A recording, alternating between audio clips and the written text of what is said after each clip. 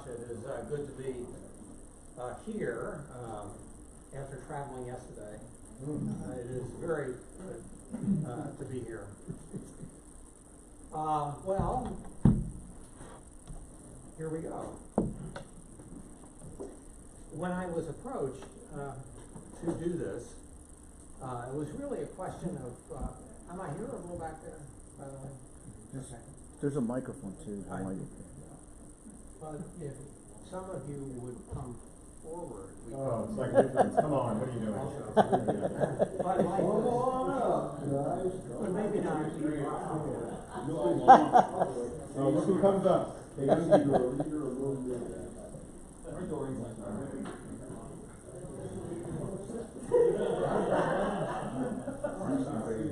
you guys that say you can't hear. All by yourself? I guess so. I thought others would follow, but I guess. The lonely way left off. I thought you were my friends.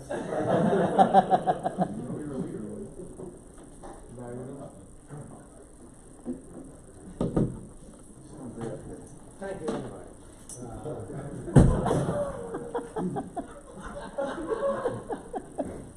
And I would invite anyone else who has courage and fortitude to come forward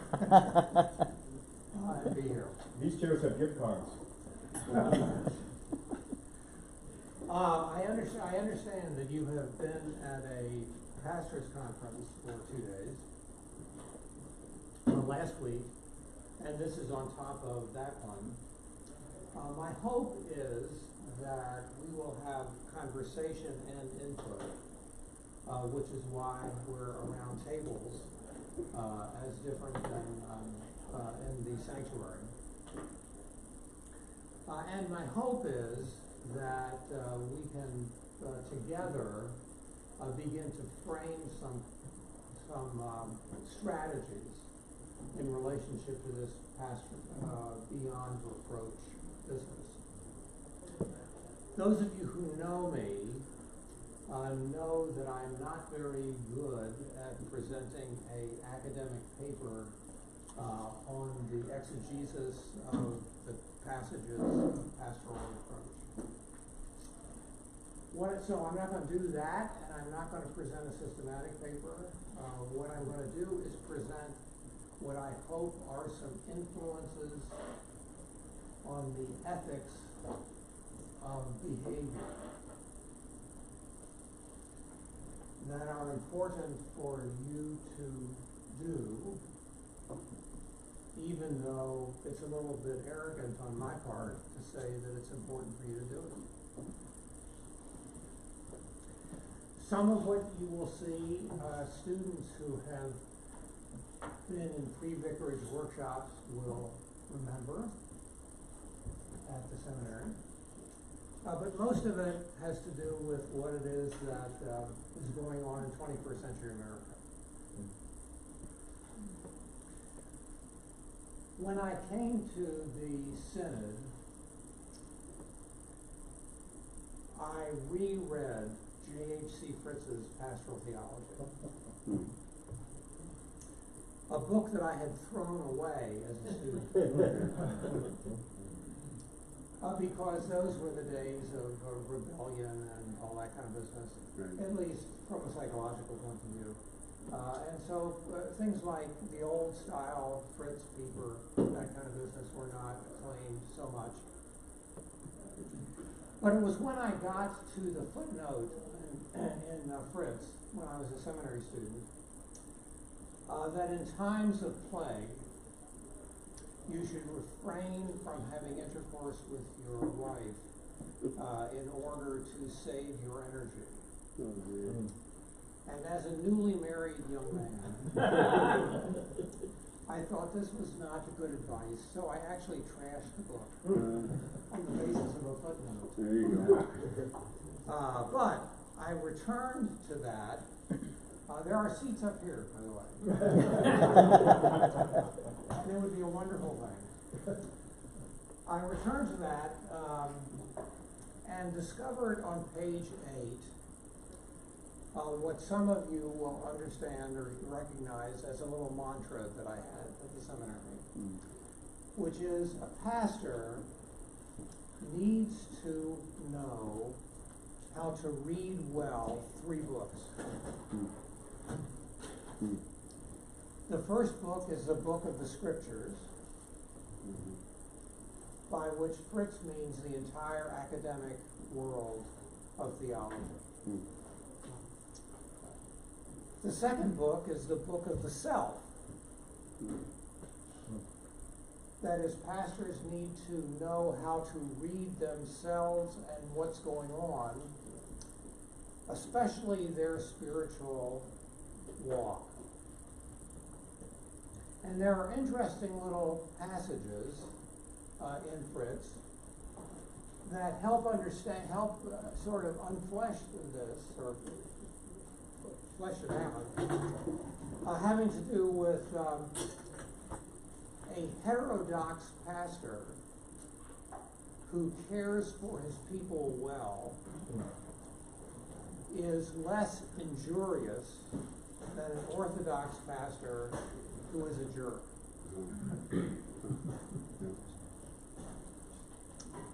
Now, I think there are seats up here.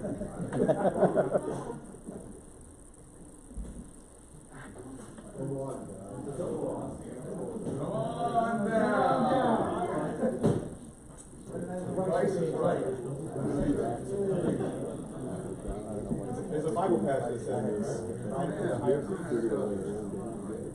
So self-care and self-understanding becomes important in the capacity to read oneself and what's going on.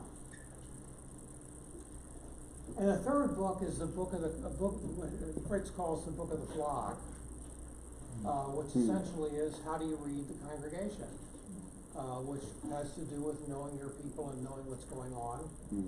And I thought about that in terms of just the nature of what the influences are on a pastor, as the pastor is influenced by not only the flock but also the culture that the flock is, by which the flock is. And then I've added a fourth book, the book of culture. Fritz was actually Germanic and didn't understand that question at that point well. But the whole business of being able to read the culture and what's going on in the culture. So it's in that kind of a context that I come to you today, which is some reflections about this and then some opportunity to talk about the influences of things in our lives and in ourselves that will influence our capacity to be beyond reproach, that is, will influence our ethic. Because my assumption is that none of us, at this point anyway, got into ministry in order to be unethical. And to talk to you more about ethical bars, about what should be done, without talking about the influences on you and on you yourself, is pretty intellectual. So lectures related to what being above reproach, I leave for other people. And conversation related to what goes into your lives and into yourself and into your being that influence your capacity to live as you actually mostly think you need to live, that becomes an important component of our work today. Now, I hope that by the end of the day, that you will say, some of this was useful. But supported by Dr. Leo Sanchez of our faculty, I believe that in the body of Christ, the Spirit of God moves members of the body of Christ to be together for purposes of encouragement and growth, and the opportunity to move forward into a seat in the front. Right up here. That was smooth. Mark? He's dangerous. He's dangerous. So I pray, No one is. does the Spirit of God do this? So it's going to be a combination of some input and some opportunity to talk, and a couple of DVDs and a little bit of internet, just to kind of look at things.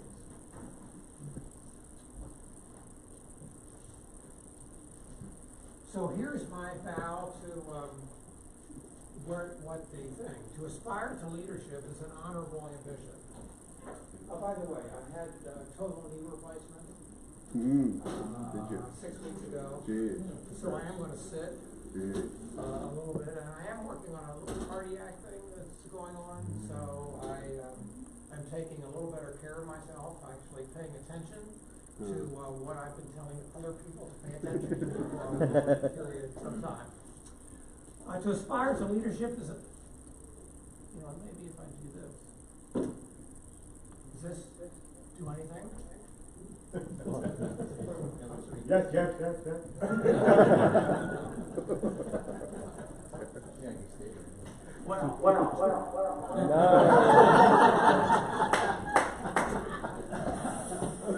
I get bored at myself relatively easily, but hearing myself 10 times.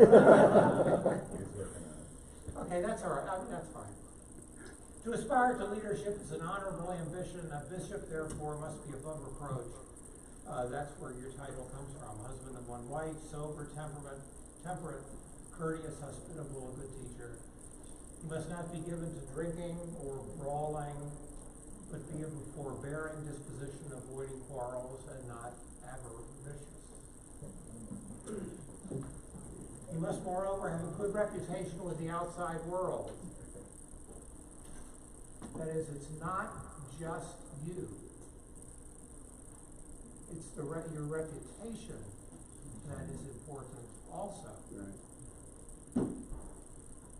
Yeah. So that he may not be exposed to scandal and be caught in the devil's snare.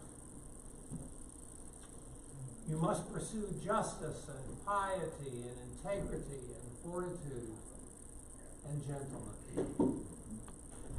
All high bars, all personal characteristics. On the other hand, a pompous ignoramus with a morbid enthusiasm for mere speculations and quibbles, these give rise to jealousy, quarreling, slander, base suspicions, and endless wrangles, all typical of those whose minds are corrupted and who have lost their grip of the truth. So let us pray that the Spirit of God helps us to be above reproach in the ways Timothy mentioned, and not pompous ignoramuses, which will actually, in our pomposity, do lots of damage to ourselves and to others. That's why I like 1 Timothy, because he also speaks about this other side of things, and not just what should be, but what it is that is possible that is destructive and unhealthy. And I'm assuming that all of us have not gone into ministry to be pompous ignoramuses. That is, we all want to be well and be consistent in terms of our pastoral ethics. But there are forces that get in the way of that. So few of us desire the picture of ourselves as pompous ignoramuses with a morbid enthusiasm for mere speculation and quibbles. Better? Okay. Most, if not all of us, aspire to the honorable ambition and wish to be above reproach. We wish to be the husband of one wife, sober, temperate, courteous, hospitable, and a good teacher, not given to drinking or brawling, but be of forbearing disposition, avoiding quarrels, and not avaricious.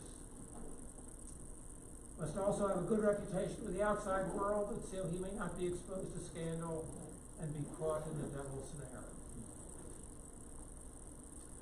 So what gets in the way of our doing that? So what I'd like to do is to think about items of culture that help us get in the way of that. I'd like us to take a brief look at spiritual warfare, which is, I think, a critical component of life and not generally part of our conversation, with an understanding that if you are actually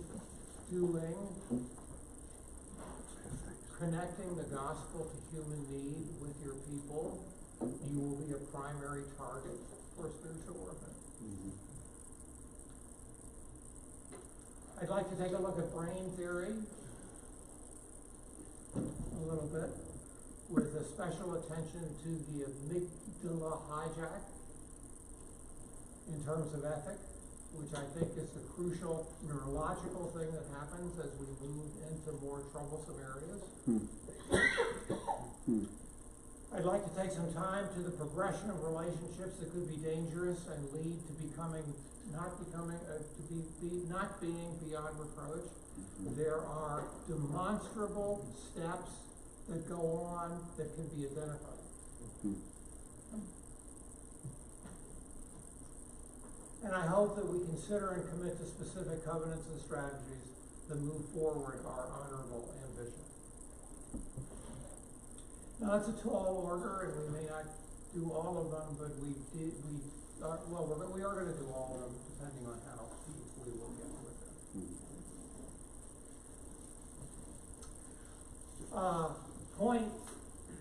Point five. Oh, there are two other things I want to.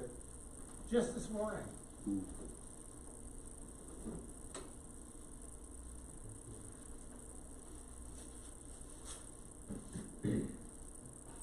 Well, just this morning, three things. One, follow the Southern Baptists in terms of what's going on with them and the emergence of all kinds of things that will horrify and vex them for years to come. Pay attention to that, because that's what's going on.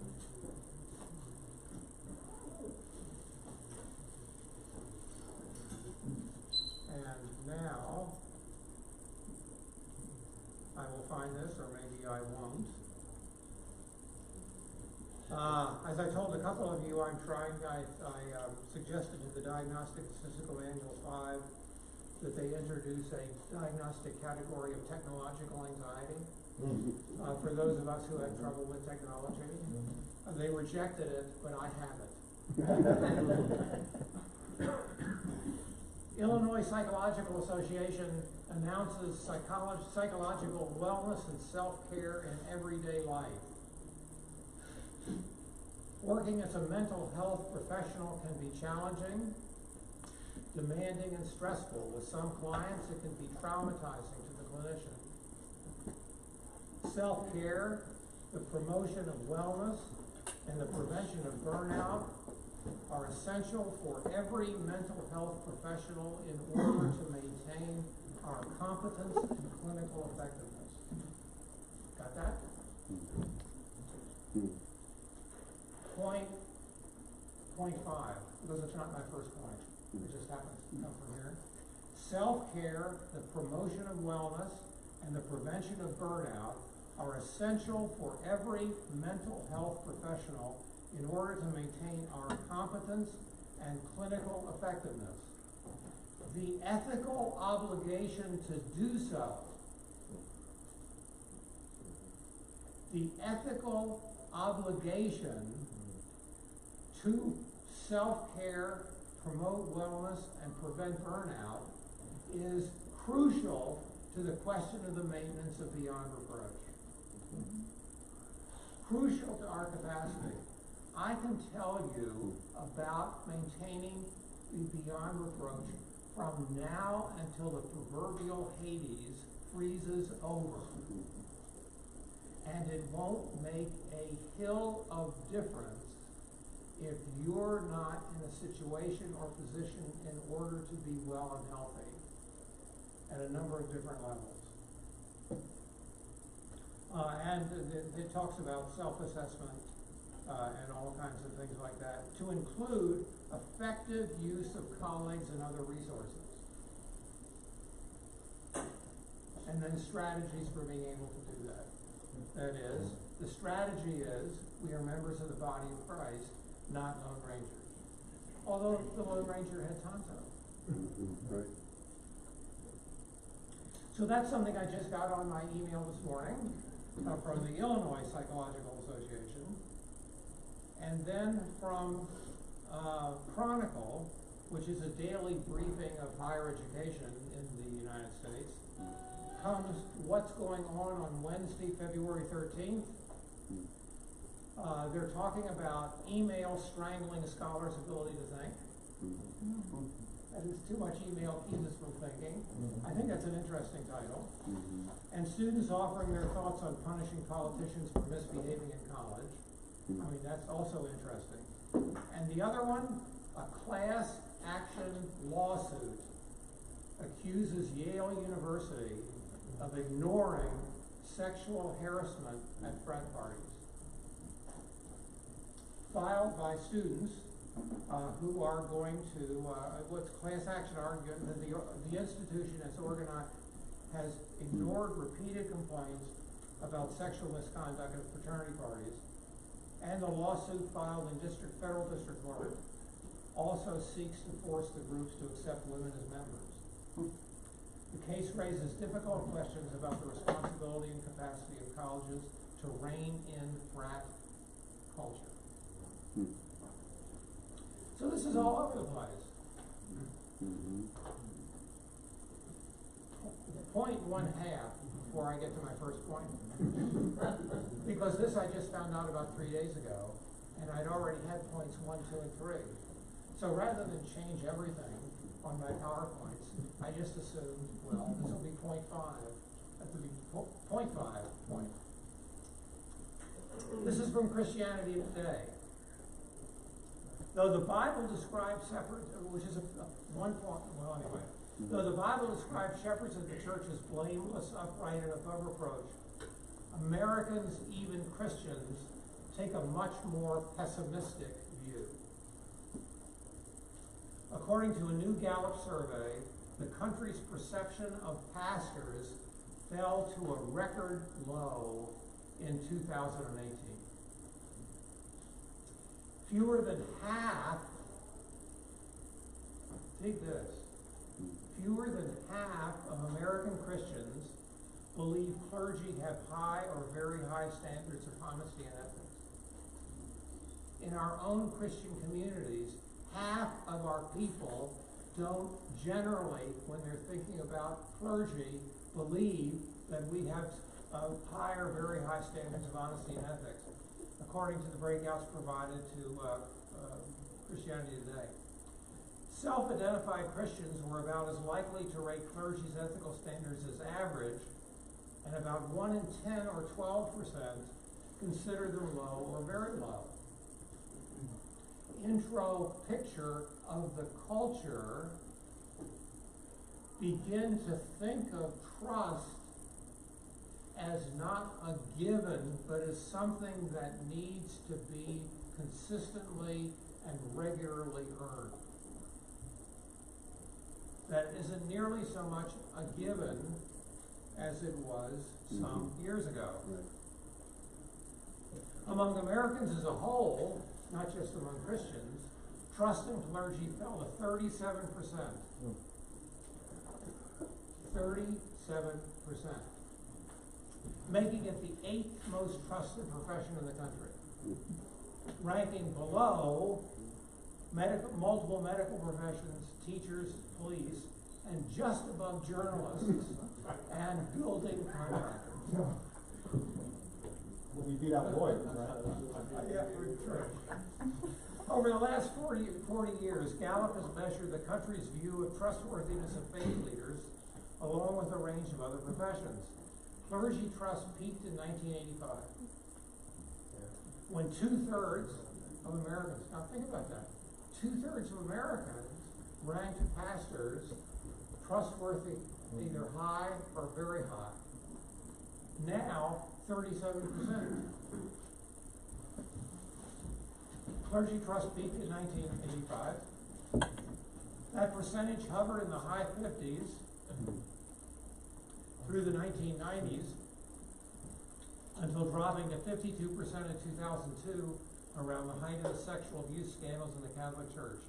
Though Americans' ratings of their clergy rallied slightly, they've been on a steady downward trajectory for most of the last decade. Reality of the culture. If there is a general sense of unease related to trust, what do you suppose people will be doing? They will be watching, not in a paranoid-ish necessarily way, although some might, but assessing your behavior relates to this issue. If I am unhappy-ish or shaky about trust issues with clergy in general, and maybe with my own clergyman, I will be much more sensitive to your behavior as it links to trustability.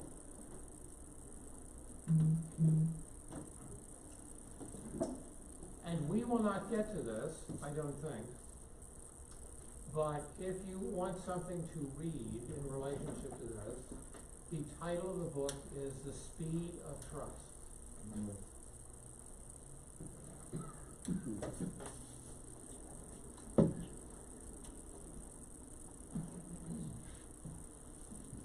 Oh.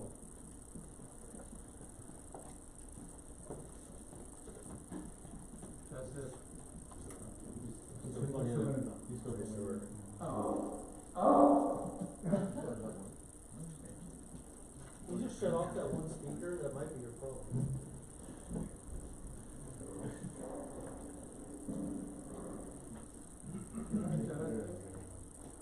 Sure. Can you start again now so we can?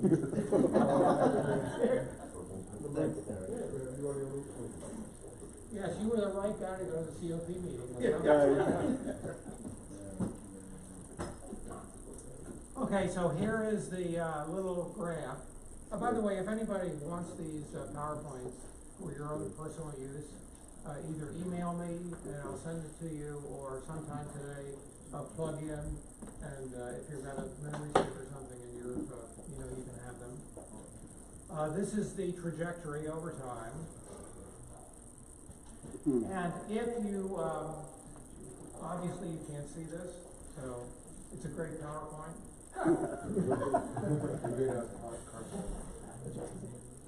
The point of it actually is that you've got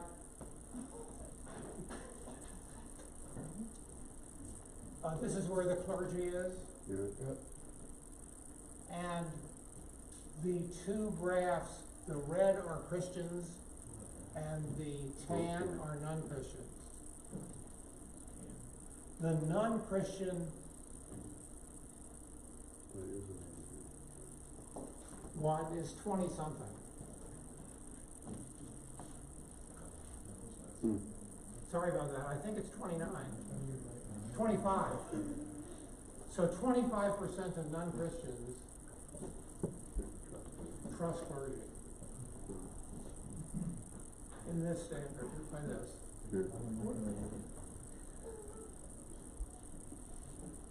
Despite the shrinking trust around clergy in particular, however, the good news is that the church has retained something of its reputation as an institution.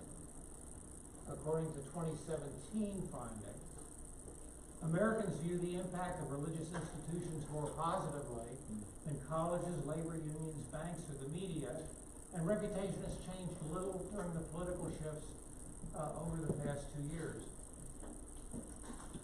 So, in our culture,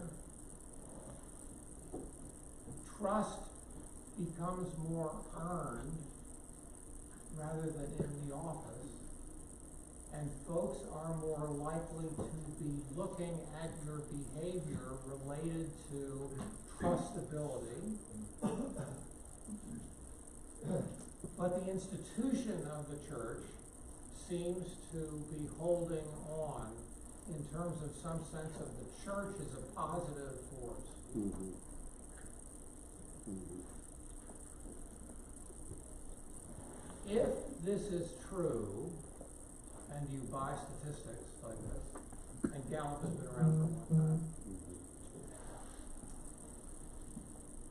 and this is my first point that will be demonstrated stronger a little later. Beyond reproach is not totally definable by you. Increasingly, it is defined by the culture. And what you believe to be beyond reproach may not any longer be what the culture or individual people believe is beyond reproach. And you are in danger if you're not keeping up with what's going on culturally. Now this is crucial because fundamentally, among other things, you are in a church that is egregiously male-dominated and male-thoughtful. And in some cases likely does not have a clue institutionally, except maybe to fight, what culturally is being defined in terms of taking it and engaging it as a significant and important piece.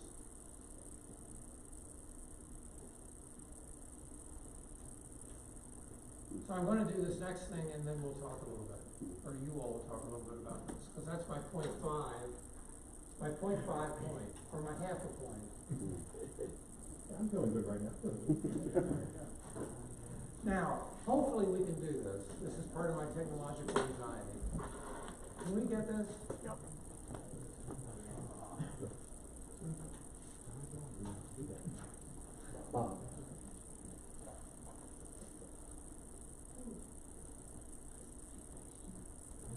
Did you see this one, I hope? Bullying. The Me Too movement against sexual Toxic harassment. masculinity. Is this Wait, hold on. Sorry. Get something else open. the best a man can get?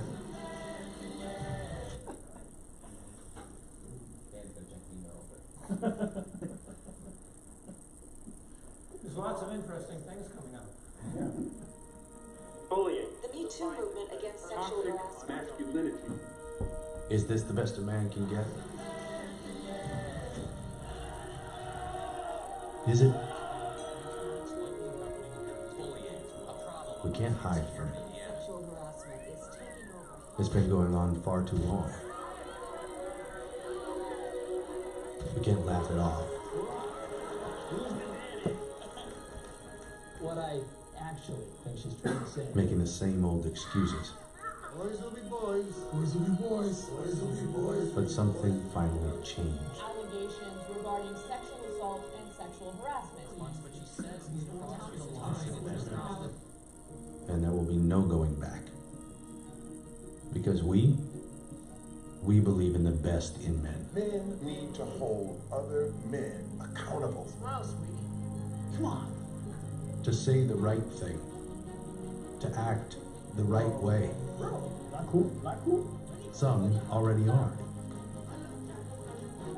In ways big and small. I am strong. But some is not enough. That's how we treat each other, okay? Because the boys watching today will be the men of tomorrow.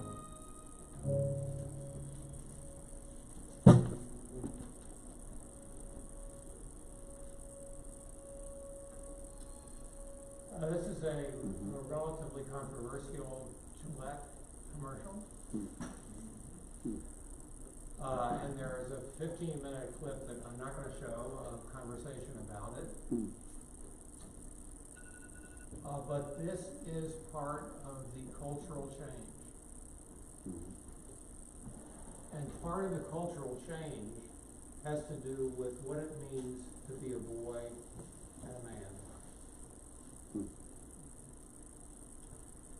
And that connects to trust, pastoral reproach, beyond reproach, and the expectation of your and my ethic.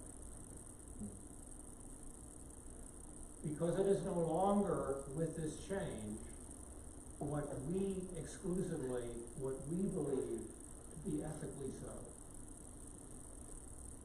It is now what the culture begins to believe is ethically so.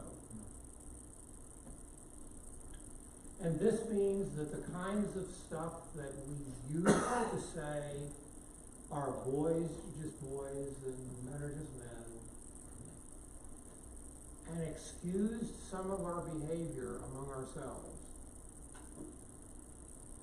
and convinced ourselves that publicly we were beyond reproach, is no longer capable of being held the way it was held. So it demands actually a rethinking of what it is that we are about.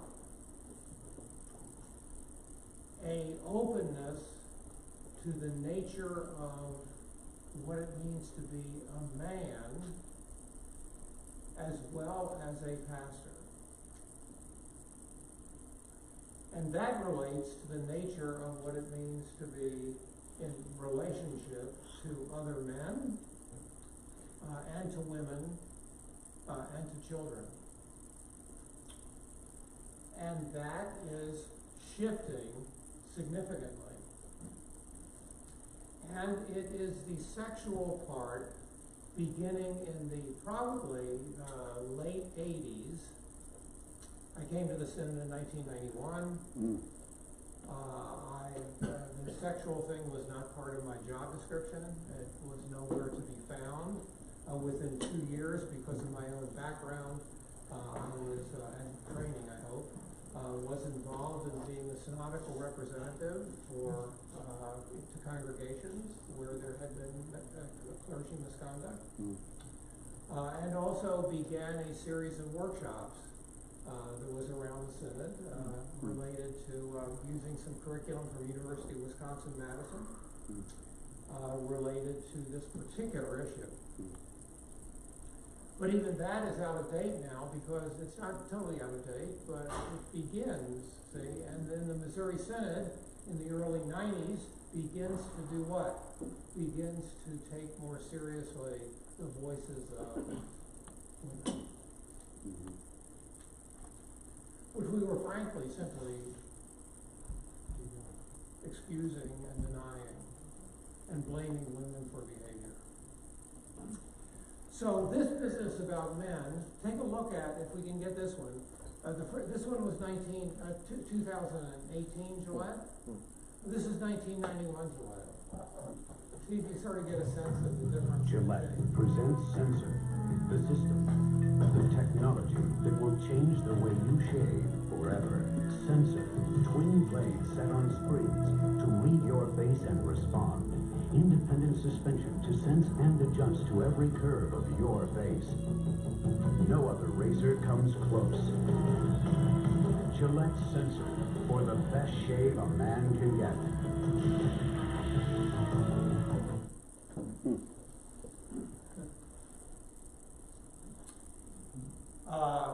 The best shave a man can get is being one that gets caressed by women.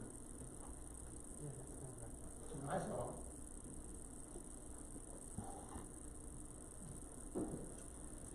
So the times, they are changing. And you can agree with the changes or disagree with the changes. That matters little. Sorry about that. I mean, you need to work through those questions and have conversations about it. They're here, there's much to update, and failure to stay updated with the culture actually puts you at risk on the reproach question, because reproach is being, or beyond reproach, is being defined by folks other than you. And your definition, in some ways, without that input, doesn't mean diddly squat. In terms of the trust question, or the reproach question. Now, one more piece, and then I promise you, we will stop and have conversation and then take a break.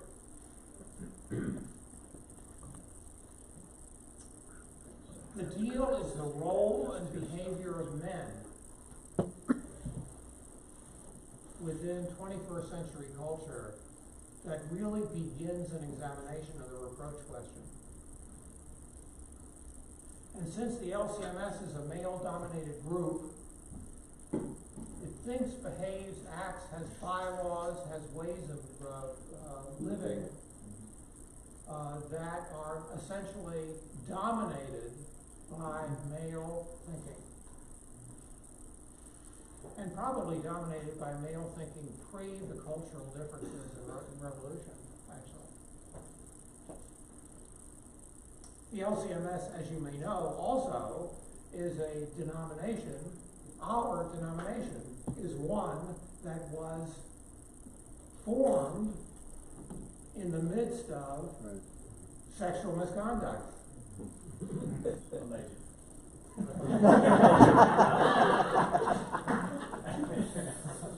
Precisely. And obviously, I mean, if you would take that, it's not only alleged, but obviously the kids who were molested were psychologically at risk, and he was probably only trying to be helpful and useful. I mean, that is the way that we've done it, right? Well, not we, but something like this. The first move around reproach, beyond reproach, then, has to do with this question. The nature of being a man and being a pastor. In relationship to other men, and in relationship to women, of course. And in relationship to children, of course. And you'll see it all over the place. Nuns who get together and begin to talk about, actually raise the issue of the Roman Catholic Church being male-dominated. It's not necessarily an ordination question, although we hide behind that as the issue. It's really how men and women treat each other in a context, in an institutional context. The Southern Baptists, I've already mentioned. Universities now are right in the middle of this, and there are all kinds of things going on. So I'm going to use sexual harassment as a brief example.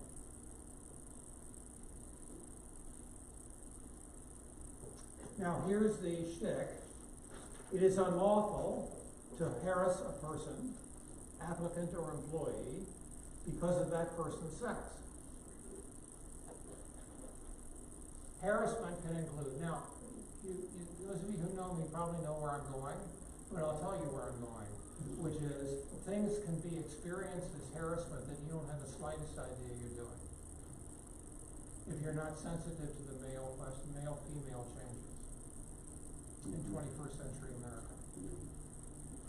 Harassment can include sexual harassment or unwelcome sexual advances, requests for sexual favors, and other verbal or physical harassment of a sexual nature. Harassment does not have to be of a sexual nature, however. It can include offensive remarks about a person's sex. At an institution far from here that will remain anonymous, several women employees approached me related to what to do about a male supervisor who was constantly making sexual jokes about them. The International Center. No. I don't know anything about the International Center these days, actually. But no, just in some institution somewhere, consider it a church far away. It is illegal to harass a woman by making offensive comments about women in general. Got that? In terms of the change? It is illegal to harass a woman by making offensive comments about women in general. Doesn't have to be about the person in particular. Both victim and harasser can be either a woman or a man, and the victim and harasser can be the same sex. Although the law doesn't prohibit simple teasing, offhand comments, or isolated instances that are not very serious, harassment is illegal when it is so frequent or severe that it creates a hostile or offensive work environment, or when it results in an adverse employment decision, such as the victim being fired or demoted. The harasser can be a victim supervisor, a supervisor in another area, a co-worker, or someone who is not an employee, such as a client or a customer. So Varna, now, this is also a sneaky way, although not so sneaky because I'm going to be direct with you, which is essentially one way to keep abreast of the culture is to get on people's email streams, that is announcement streams, that are doing research about the church and our culture. Varna is one of those places. Pew Research is another one of those places. Occasionally Gallup is one of those places. You can actually get notified when stuff emerges that is important. Varna did, what do you think counts as sexual harassment, percentage of adults? Now, some of these things are pretty obvious, I'm assuming. Touching or groping, that's 96. To think about what's coming ahead, what's the thing that, anything strike you about this graph? Men are slower. Yes. In everything that was measured, men were less aware than women. Everything. Now you may be totally sensitive and, you know, a part of the 86% or 83%, but fundamentally, we have a male problem of sensitivity. Touching or groping, being forced to do something sexual. I mean, these are all high rollers here.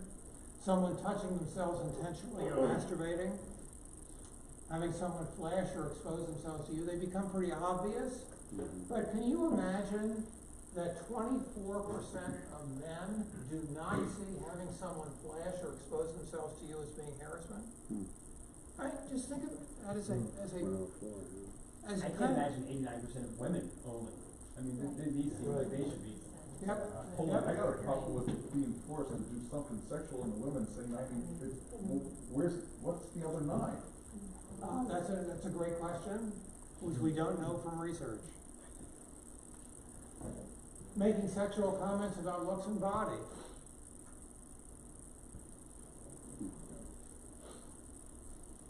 See, without ever thinking about it,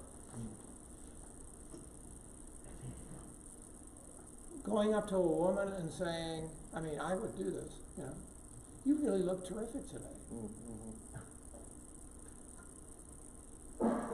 What I need to think about is, would I also do that to a man? If I wouldn't, I'm behaving in ways that are gender-based. And what does that communicate? I was going to say just something just about, I just think that's complimenting someone, you know, just because they always say you don't care, you don't about your looks or something. You know, oh, you got your hair cut, it looks nice. And like, that's not, I don't think of that as harassment. Some people might, though. And that's my point. you know, the idea is sensitivity around this becomes very important on this reproach question, because without it, then we do our own definition, and the danger then is that we're behaving in ways that we think are fine, but are not necessarily sensitive to the impact.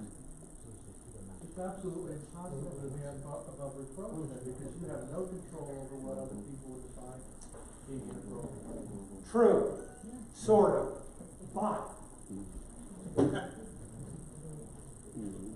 sensitivity, first of all, is helpful, and secondly, openness to feedback, to be able to change your behavior in relationship to particular relationships is important. We'll get to that. Dr. Hartung? There's a member in my congregation who has lost 95, 100 pounds over the last year. And I can tell you that my compliments on her appearance have been, what do I say, welcome by her. Where's the line of discernment? I want to discern the line so I don't cross it. Ask her. Fine, thank you. So it's different for everybody. If there is a question in 21st century America, your sensitivity is openness to raise the question of the impact of your behavior on the other person. That makes all the difference in the world. So something like, you know, I'm really glad you've lost weight, you know, because it's good for you and you seem happier about it, and I'm commenting about that. Is that okay? See, that's a respectful response rather than just doing it, because you don't know. Now, every piece of feedback that you're getting sounds like it's positively received. So interpersonally, you kind of can make a case for the fact that it's going well. My suggestion, however, is that you be more proactive in terms of asking about it. But just an example in the office, you know, like Elaine, she had her hair cut the other day, and it looked nice, you know, but I didn't say anything till Karen said something. then I could weigh in. It's not that you didn't notice, Tony. I know, but I was going to say something. I figured, gosh, I better. Who knows? You know, I'm a DP, you know, so I figured I better just. I've been hearing enough things. But then once Karen weighed in, then I could weigh in, and I knew that was a safe thing because she said it, and then I could say it. So anyway, Bruce. And therein is a problem for even doing a workshop like this and beginning to think about these things.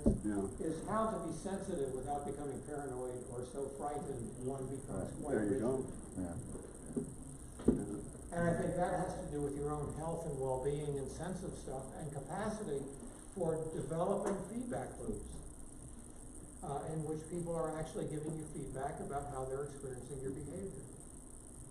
That is, we all need help in 21st century to stay in the beyond reproach category. It comes to mind this business about President Pence saying he would never eat lunch with a woman that was not his wife. And, you know, I mean, I think that's an interesting issue in all this, is what's defined as being something that's not appropriate. Right. And that definition is not simply yours to make. It's community norms, cultures, and some sense of what that might mean. See, it's the counseling thing, which is, some of my colleagues say, I'll never counsel a woman without an open door or somebody else with you. I say that's ridiculous. But I mean, they can say that's fine, and if you want to do that, look at your culture. My thing about the counseling piece is what's important is that people can have a sense that you all are not having sex together in the room. So that means little mini blinds where people can actually, if they're going to sit with a window, where people can see in, but they can see you, not the person. So basically, you're maintaining the confidentiality of the person, but you're visible. Yeah. If you want or need that protection, which is a good thing to do. The other piece is you never position yourself in the way of the door.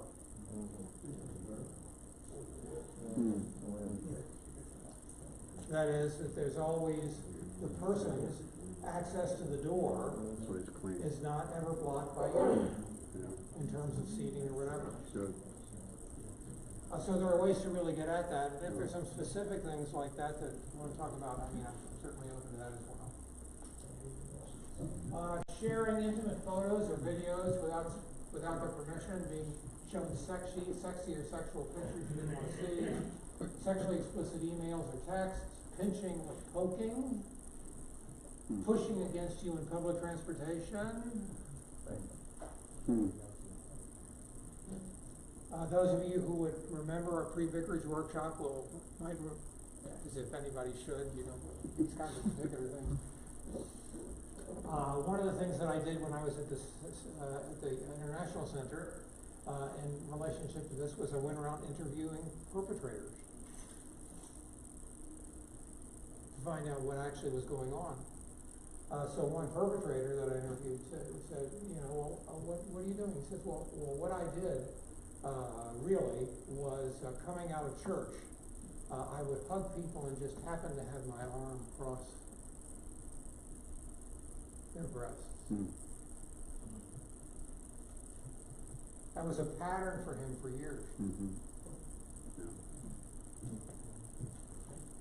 Pinching, poking, pushing against you in public transportation, having your path blocked, that's the don't get in the way of people's capacity to leave the place.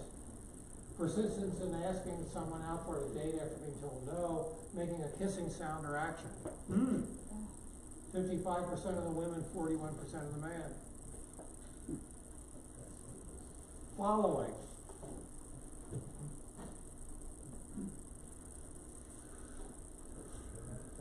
You probably don't get this. This wasn't a national story, but last week, a priest in St. Louis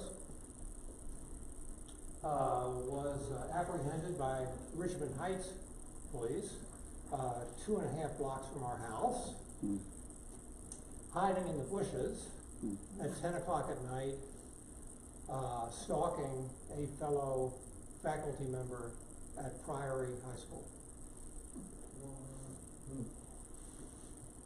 Following, stalking. People can respond to that and say, oh my goodness, about the priest.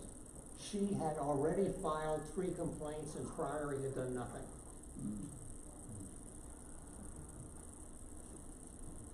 Male-dominated institutions do that. They end up blaming the victim.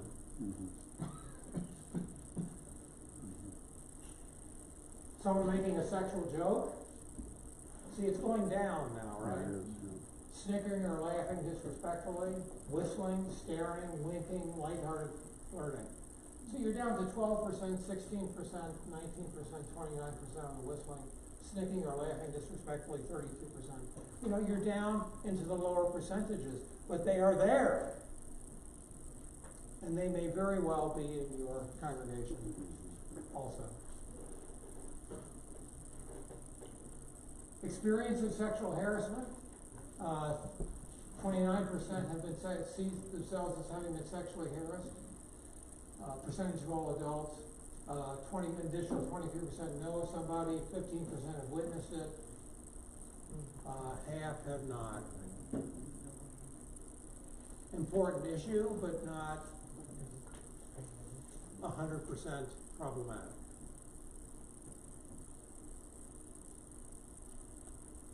The primary nature of sexual harassment is verbal.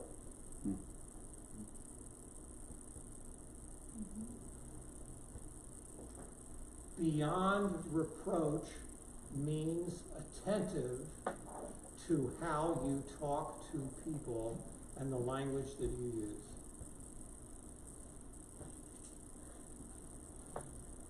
%, physical, online, social media, other. high level of physical force, but primary verbal. And a ton of people don't report.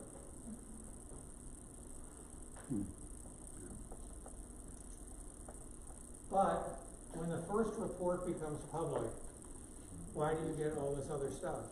Well, because people get courage now. So we're doing that with the Virginia Lieutenant Governor and all kinds of stuff like that.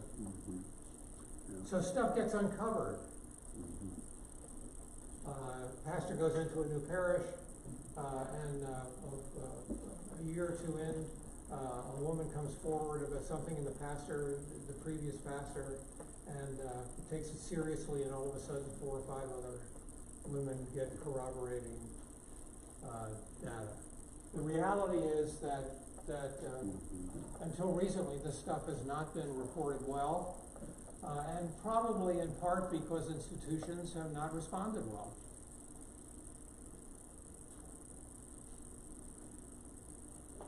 We used to believe, shame on my field, or at least part of my field, of the sort of psychotherapy counseling side of things. We used to believe, and people did this, that for predators, that is people who actually were out to abuse and use their position of power, that a little bit of counseling would help, once a week, whatever. Good predators know how to fool therapists and district presidents, and so they're ranked cured, and then they move on to the next thing. I track people from 3 to 5 different instances in different parishes of abuse. Say that again. Say that again. People who abused, misconducted, went into therapy, got approved, went to the next place, abused, went into therapy, got approved, went to the next place, abused. Now that's predatorial, of course, and there's no place anywhere. That's all changed in terms of this kind of thing that Tony was talking about early on, so that no longer can happen. That was the 70s and 80s experience. It's when people weren't talking, you just move people on. Do you know if they broke down the reporting of sexual harassment between men and women? It's certainly possible that they did. I do not have that data if they did. Even if they did. Hey, Bruce? Yeah. Just one thing too. It was interesting. I had to do a reinstatement on somebody. And the district president way back, like Bruce was talking back in the 70s, he kept the file. And so nobody even could have the file once that DP died. So we couldn't even investigate in order to go after some things. That's what we did back then, back in the 70s. The district president kept all the files that he had during his district presidency dealing with maybe misconduct and stuff. He kept possession of those things. We tried to get our hands on them just to find out what had happened, maybe a history of some things back there, and there's nothing there, see? Wow. So that was done even in some districts, the DP kept everything. So it was that confidentiality, but at the same time it went to an extreme, and then we really couldn't help the church protect them because there's no evidence. And so we just had to deal with what we saw. Right. Okay, sorry. Sorry. No, that's okay. Well, I'm sorry that happened. That's true, but it's horrifying. Isn't it? In some ways. Yeah. See, it's when different values get caught up. See, the value of confidentiality trumps. Oh, sorry about that. Overrides. The value of confidentiality overrides protection of people. And what's happening is increasingly in the United States, beginning with the Karpov case in California in 1974 or something, churches and pastors can be sued successfully for not warning people when there's danger. That is, so there isn't any pledge of confidentiality that is total or should be. I see how some stuff can turn into like he said, she said stuff. Is there preventive measures churches like that, we could put in place, like, for example, a lot of people work, and so the office might be open during the daytime, but people can only meet at 5. You have a glass door in your door, but if that's one time that people can meet when nobody else is in the office, that can be like he said, she stuff is very preventive measures that we have to protect ourselves from accusations or like things like that. Right. Oh, there was a question there. What to do? How do you protect yourself? Sorry. After hours. Well, there is no total protection, but that's where trust works both ways. If you believe that you're in a vulnerable position, don't do it. Period. So people will have to get off work or do something, or you have somebody always in the office when you're doing that. That becomes your cultural decision in terms of your own institution. But in order to work well with people, you need to trust them also. This trust business is a two-way street. I can't help people that I don't begin to trust, that I think are BSing me or something else. That's not going to work well in terms of my capacity to be useful and helpful. We've had situations like that, and I've always offered to Pastor Taylor, like, I'll drive down or just have someone else in the building with you when you're meeting with that person. If there's any question of trust. Yes. Are you going to address the situation which might not be reported or even regarded by the full victim as harassment, but in which there is a breach of trust, for example? There certainly are situations where the victim seems to welcome it, and yet this is still a breach of trust and of pastoral ethics. Because I think we're talking a lot here about people who say something was done to me that was unwelcome. I think our responsibility goes beyond that, and being absolutely sure that we do not take advantage of people's vulnerability or even willingness to engage in these things. Does that make sense? Is it clear what I'm saying? Well, let me respond by suggesting that the possibility here is two things. First of all, you talk to the person that you thought was harassed to see what her or his experience was. That is, if they see it, because you need to open up that question for them. And or you simply make it your issue, which essentially is, hey, look, I'd like to talk to you about this.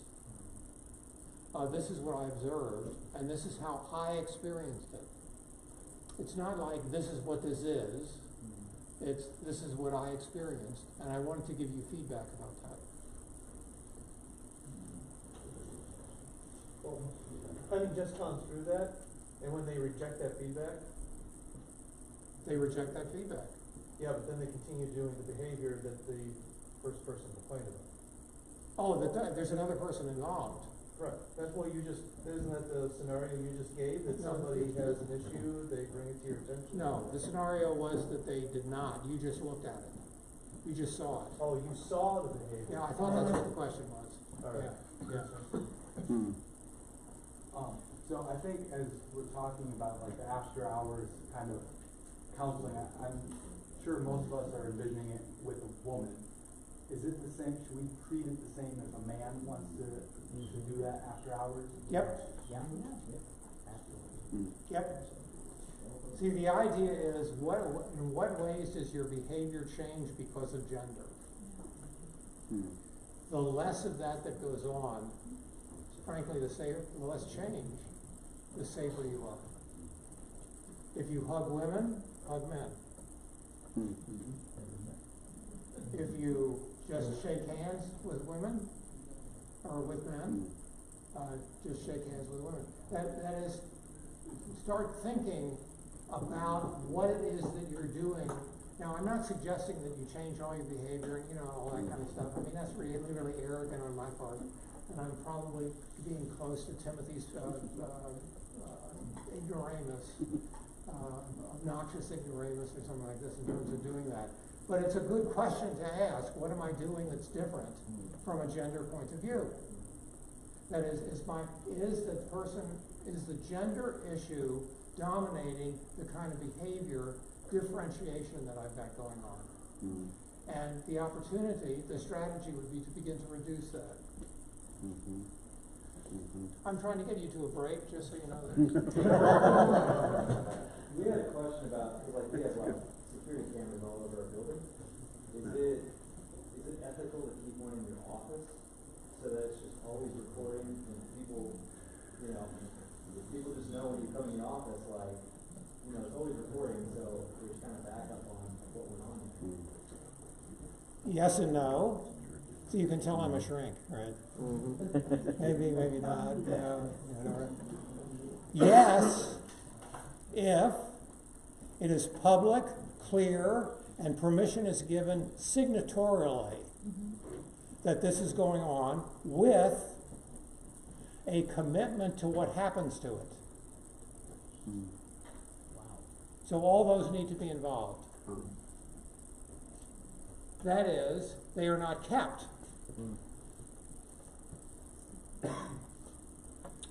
Now, when I was in, basically my entire professional career until I came to the International Center, everything that I did was tape recorded. So I mean, those were the rubrics, and they were not kept. I think I would tend not to want to do that, but it's your culture and your institution, and the question of your sense of safety. I'm saying on the thing that's not kept, and then you have like, video there. I can see a problem in that is like, what time frame? Because a lot of times nowadays, okay, some of these reports don't come in at the time the thing happened. But okay, suddenly the report comes in. So let's say you had it and you keep it for a month, but then the person 6 months later suddenly comes and, and where's your music? Well, where the thing is the person has signed off that it will be destroyed at a certain time. Okay. I mean, that's why the signatory is so important here, which is, we commit to destroying this tape in 3 months, or 2 months, or 1 month, or next week.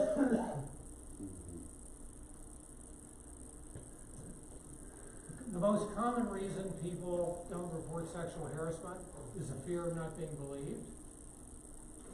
I believe that has been institutionally reinforced. We have fundamentally not believed people. That is part of our history, and men in this situation, historically, have fundamentally believed each other and not women. It's just the way life is or was in the LCMS and other institutions as well, of course. Do you believe that there are such things as false allegations? Of course. Okay. But everyone is believed until conversation and investigation. Fear of retaliation by the offender, lack of confidence in the system, not sure if it qualified as sexual harassment, fear of public or social backlash, these are very small, fear about reputation, social pressure not to report, and some other things. It's believability and retaliation become the two major players here in terms of capacity to report. And I'm not going to do this because I'm going to go to break here, but you might, as a thing, you did the Gillette thing on men. Girlsinc.org. Take a look at what's on there, what the curriculum is, what people are working at, part of your understanding of the nature of cultural change. So here's point one, finally. Good grief. Do your homework. Remembering Fritz's principle, one of the 3 books a pastor needs to learn how to read well is the book of the block. Definitions of beyond reproach are made by the culture and individual people within the culture and may be quite different from the pastors. We need to keep up with changing definitions and engage and honor them. And what I thought would be a discussion question, where are the women's voices in your life that will help you do this? You cannot do this with your male colleagues alone. You must have, now here I am being a pompous ignoramus, right? Because I'm telling you this must with some passion. Nonetheless, you must have in your system women who can give you feedback about their experience of your behavior and what they see and what they understand. Now, you should also have men in that too, and of course in terms of the feedback. But my question to you is, if you're into the culture thing, there's some things that you can do to have a sense of the culture. Things like pay attention to it, read research, look at what's happening in the world, and sensitizing yourself to all the kinds of stuff that I've been working at so far this morning. And we need to continue to understand that those changes and engage and honor them. But at a personal level, you need women with whom you have a relationship, and not just your spouse, should you be married. Women who will be in a position to offer feedback to you about the nature of your their experience with you. Not just their experience, but a sense of what your behavior looks like. It's part of actually an ongoing process. You'll see I've got the Johari window coming up. The nature of known to others but unknown to self. The nature of that is what's the skill? The skill is openness to feedback. So the fundamental question is how open, healthy, and well you are in terms of being able to experience feedback. Okay, enough. My goodness. Oh my goodness. See, sometimes I just get caught up in my own thing. Those of you who know me will know that I have a bit of narcissism. So I'm not very sensitive to you all either at this point. But the idea is we need a break.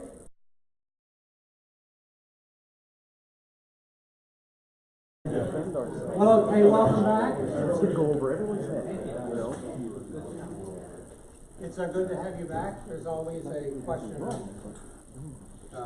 Thank you for tending to my personal insecurity. At break, everyone leaves. Or something like that. Thanks very much. I'm going to present a little bit here, and then I'm assuming that part of your conversations had to do with your responses to what's going on, and part of them just sort of an interaction in varying ways with each other, both of which are important and, well, obviously important. Anyway, so you've got my point, my half a point, and my point in terms of point one. So much more quickly comes point two, with a little DVD example, I hope. Eventually. Whoops, going the wrong way, sorry.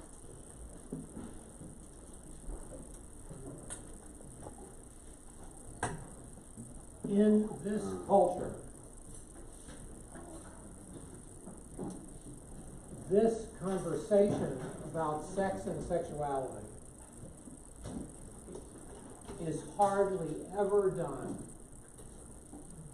apart from the question of power.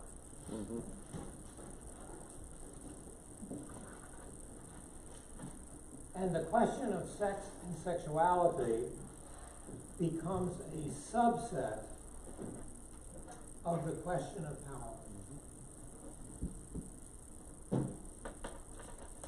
So the broader focus, and this is fundamentally point 2, the broader focus expands the conversation not to get rid of the question of sex and sexuality, but to see it as a larger question that has to do with the use of power in its broad definition and understanding. And we'll work at finding ways to make at least broaden that as much as possible. But misconduct by professionals violates their role. That is, what is a professional got, among other things? A professional tends to have gender and has power.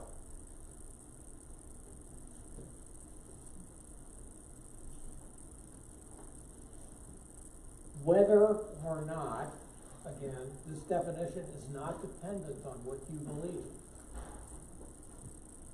Whether or not you feel powerful or see yourself as powerful, there are characteristics of your position, of your gender, of your personhood that may communicate around this particular question. It's not many people that have a captive audience for a period of time over a weekend. That's power, and how you use it is an important component of this reproach question. It's not many vocations that can show up at a house, perhaps even unannounced, although that's increasingly less, and at some level perhaps be welcomed. Your local neighborhood psychiatrist can't do that. But in your position, you might be able to. That's power. Anytime that you are making decisions or have those decisions in your portfolio, you are exercising power. So as the conversation broadens, including sex and sexuality, but broadens to the larger questions of using power, that becomes part of our work in terms of beyond reproach. Because then we're into, is your use of power beyond reproach? Violations are, so whenever there's a list of dimensions of misconduct, misuse of power and authority now becomes a dominant feature of the conversation. And if you look at the nature of the conversation and begin to read newspaper reports and stuff about what's going on, you will begin to hear that refrain clearly as much as the refrain of sex. That is the use of position and authority in a way to get to the use of that to misuse others. It exploits vulnerability and trust. It lacks authentic consent. And it lacks authentic consent. In sexual misconduct, there is no such a thing for sex or for power no such a thing as mutual agreement. It does not exist. In 21st century America, and should have been before that as well, but in 21st century America, the person in position of power has 100% of the responsibility for the maintenance of the integrity of that relationship. Period. There is no consenting relationship here.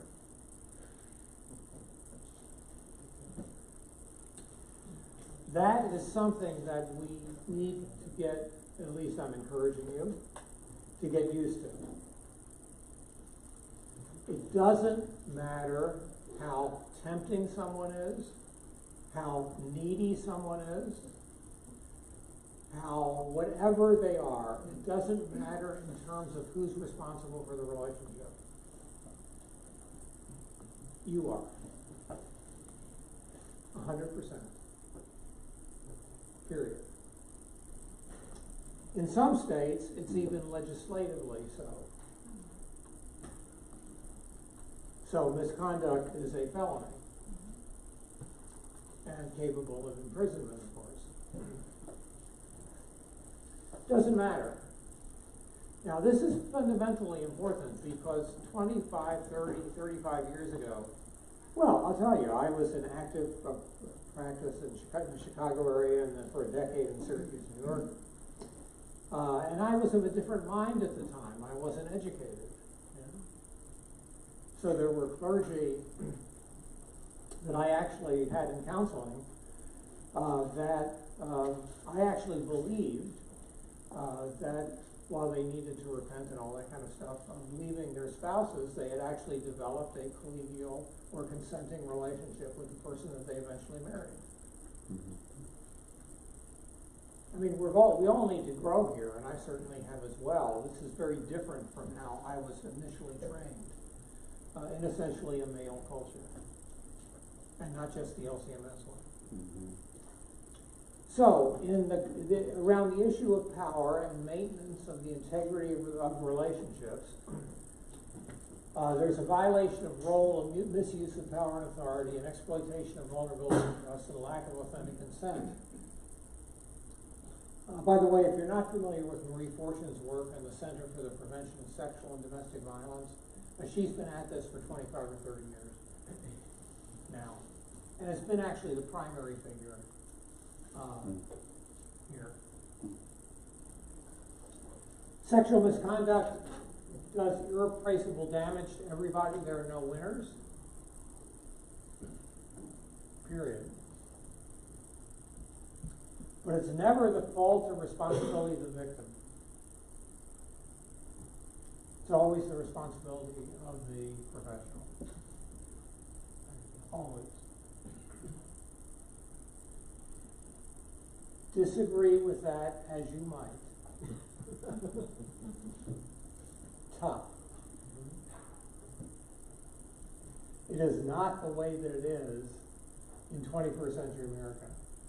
And I think it's not the biblical way either, in terms of those who are in positions of power caring for their people. Or shepherds that don't eat their sheep,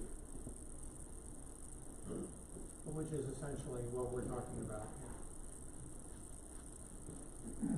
The Mennonites have done a lot of work in this area also. So this is for the Mennonite Central Committee. The professional has the primary responsibility to protect the boundaries of the relationship. In this relationship of unequal power, the person with greater power is expected to act in the best interests of the person with lesser power. The person in the professional role is responsible to maintain the necessary boundary that honors the intent of the professional relationship, even if the other acts out sexually in the relationship.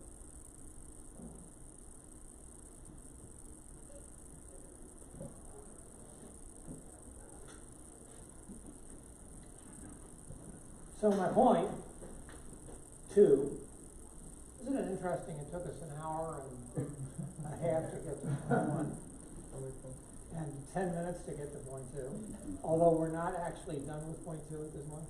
The challenge of pastoral ethics and beyond reproach goes well beyond sexuality and gender.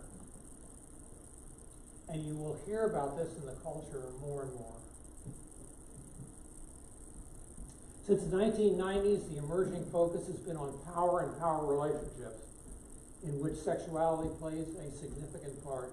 The examination of reproach must always include this broader challenge, which essentially is, how are you using your power and authority? With an understanding that in positions of power and authority, your best interest is in the care of the people who are in less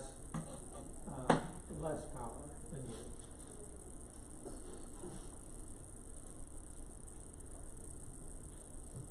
Whoops, we won't go there. Now, if we can get the DVD to work, I'm going to play it once. My apologies to people who have seen this, because some people in this room will have seen it. But I'm going to play it once, and then I'm going to ask you to, we're going to play it a second time, and I'm going to ask you to stop, and I guess that's going to be up to you, to yell or something when you see a power issue. The second time first? The second time. First time just to take it in.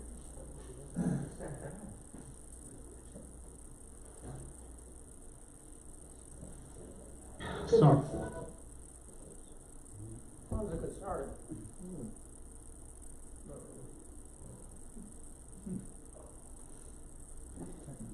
Hold on. It's coming.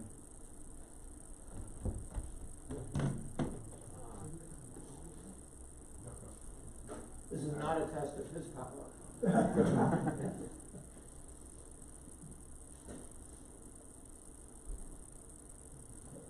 And maybe we don't get it, but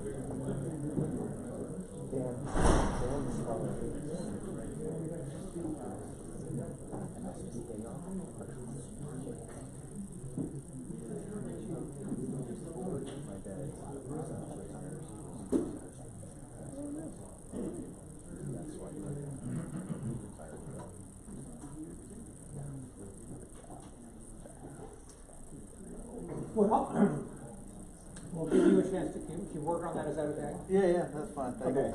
And we'll try to sort of insert it. Okay, so as issues of power. All right, ready. Good morning. Sorry I'm late. Can I get you some coffee? And in the 2 weeks you've been at St. Matt's, the Dillman's music program is just incredible. Not a day goes by without someone telling me what a wonderful job they think you're doing. Especially the male parishioners. They really enjoy watching you lead the choir. I'll try to take that as a compliment. Mr. Brown, have you reached a decision yet regarding my memo to update the church's audio system? No, I haven't, but I promise I'll review that memo this afternoon. By the way, I've been meaning to tell you how very much I enjoyed that red dress he wore last Sunday. It's very kind to your kid. Mr. Burns, your comments are embarrassing me. Could we please keep our conversation focused on business? I'm sorry. But when I see a pretty girl, I like to pay her a compliment. So, I hope it's something you can get used to. Because I'm looking forward to us working very closely together. And I plan on complimenting you a lot. I didn't catch any. So let that sink in a bit as we go back to the beginning. And if we can get back to the beginning. And I'd like you to yell when you see, and then at the yell we'll just stop and then talk about it. When you see a power question,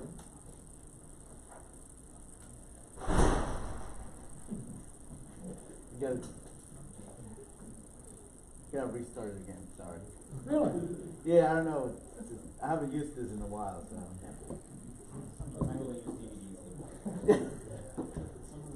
What was that, Ray?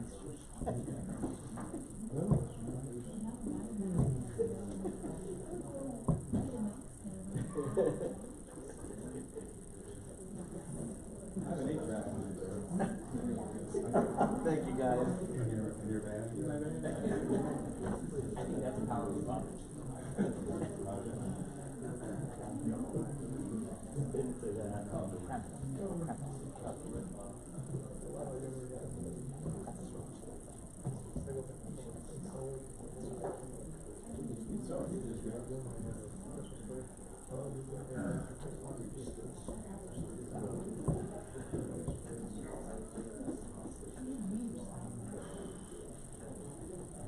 well, while it's coming up,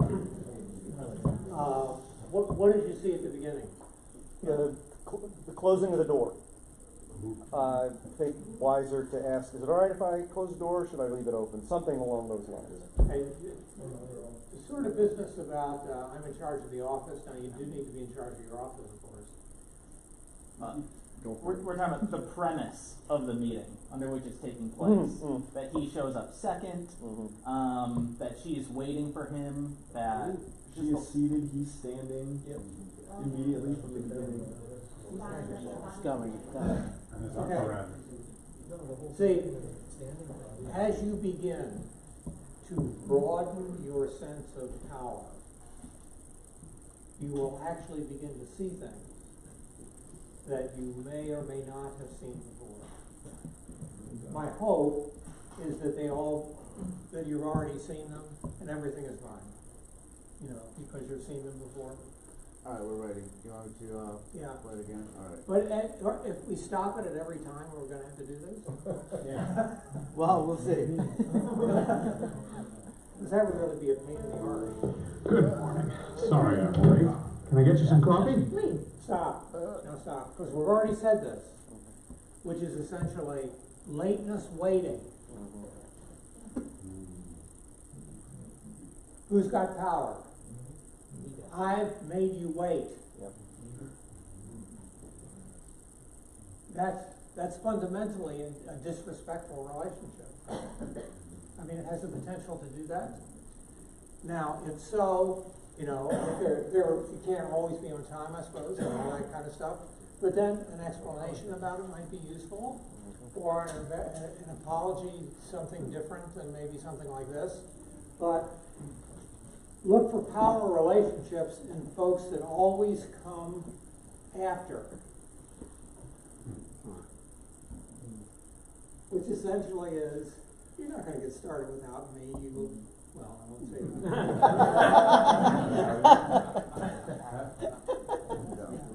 While we're stopped, the taking off of the jacket could be interpreted. Could be. Here.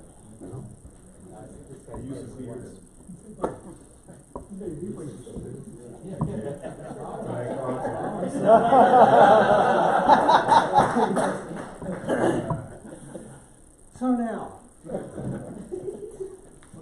let's talk. Yeah, it's a power move. You know, think about that. You know, what's the communication? I'm getting partially undressed. Are you? Now, who knows in terms, but the idea is, as you begin, some of the stuff you'll say, nah, that's not common. Fair enough. The whole idea is broadening your looking at the power question. I think some that could be, Hi, by the way. Hi. How are you? Good. And, Good to see you. his comfort is maybe more important than hers. Ah. So it could be, I'm a little warm here, are you okay? Well, I'm not sure I need to. Didn't come out well. I'm with a male audience. Oh, not completely. Let's go, so here we go. But think about these small things. In and of themselves, they may be very minuscule in a way, but together they form a pattern that really has to do with the power question. Right? All right. And in the 2 weeks you've been at St. Matt's, what you've done with the music program is just... Yeah. We're gonna post it. I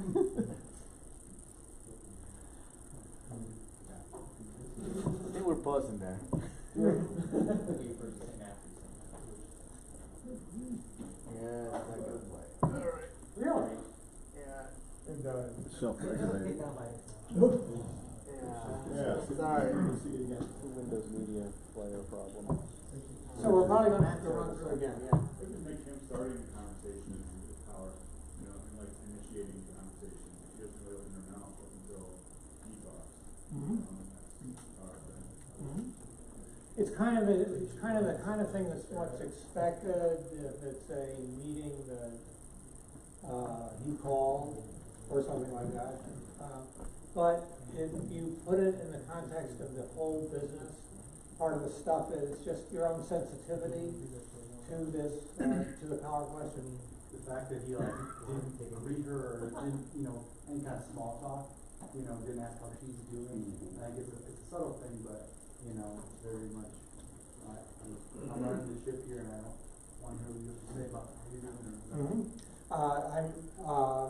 And that can be interpreted as we're having a business meeting. Because it's kind of like, well, how's your love life? You could ask, or something like that. So the question is how much small talk you want to do and in what context you do it. But yeah, it's a question of I'm in charge of the meeting and the agenda is mine. It certainly isn't a question of I have this on my agenda, have you an agenda as well? Or can we talk, let's put together what our meeting is about. I have some things, do you have some things as well? That's a different kind of way of starting. Yeah, he hadn't really followed up on her agenda that she brings up at the end there either. Right.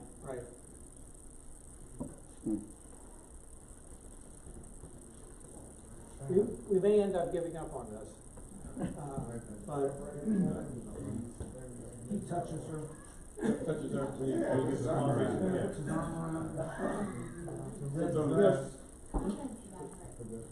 Yeah. Can I get one of you up here? It's up here. Just come with your chair. With your chair? Bring a chair. Okay, that's fine. Please. In case you don't look anything like her. That's all right. If I maintain a relationship, and if I have a conversation in which I'm like this, we're no longer collegial, regardless of my position. I'm taking a position of power in relationship to Casey. I think about that, by the way, when you Good morning. Sorry, I'm late.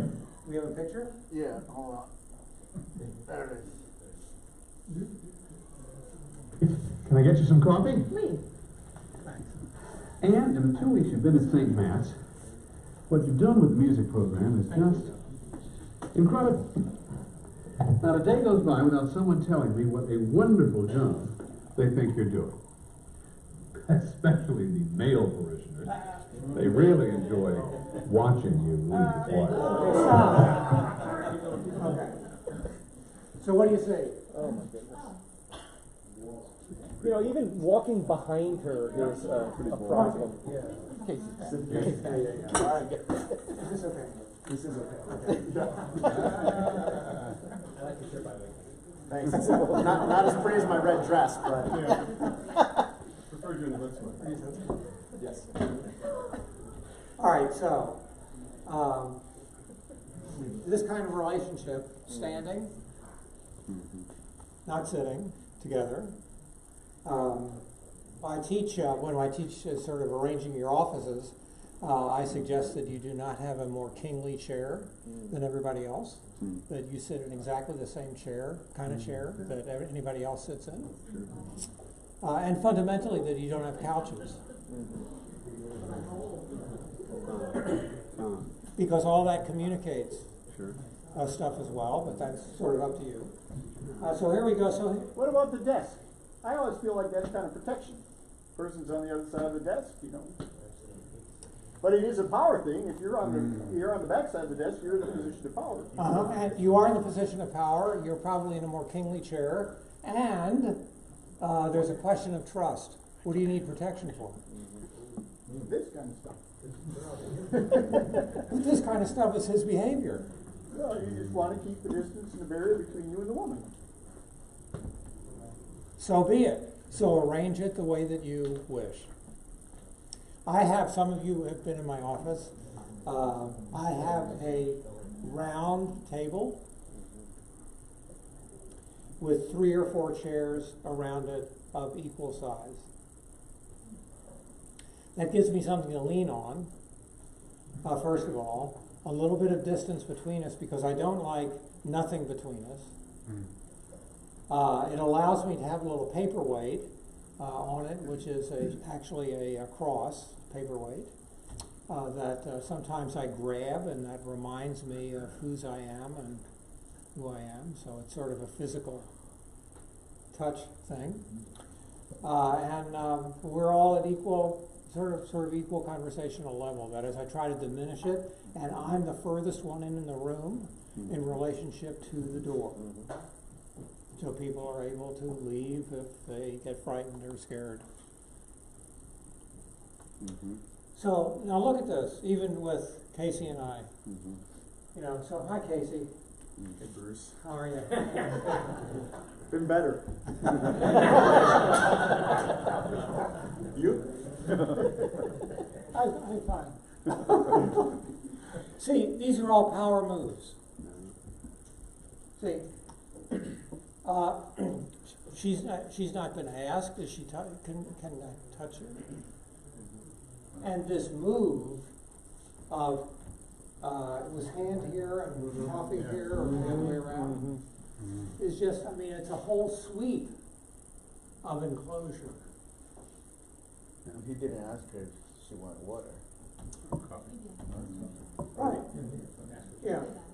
Ask her if she wanted something, yeah. It's not a office question so much, but like, you know, sometimes in churches, members like hugs and members don't like hugs. Is it better to have them have the power to say? Because I don't mind hugging members, but I don't necessarily go out and seek that. So is it better to have them give them the power to do that? Well, what do you think? I would say yes. I mean, I have a veteran in our congregation that hugs me every weekend, and before we started off handshaking things, like I'm a hugger, so, and that's what he told me. And so I said, all right, you know. Initiated by someone else, but you fully participate. That is, the whole business is, do the two of you, is it okay for the two of you to hug? Both sides. And I think what you're deciding is you'll make a decision based in some way on the initiation of the other person. That is, by and large, you won't hug out of your own initiative, I take it. And that's a position that you want to take. My encouragement in terms of the feedback question is that that becomes a discussable question. And it's not something that's just is decided on the side, but you and your elders, or you and your board, or whoever has conversation, or you and your worker support team, have a conversation about touch. And then you consistently apply that whatever you decide.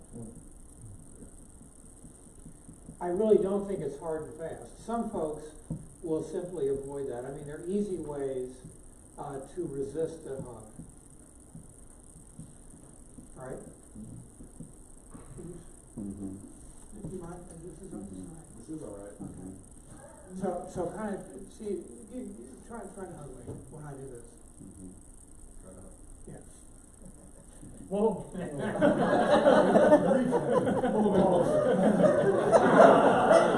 them down. Get a picture. Or you can block. You can block, or Yeah, that's it. A one-arm hug. One-arm hug. Yep. The idea is intentionally in terms of where you're at, and then you may have to talk about it in terms of what that was all about. But there are lots of ways to get at this.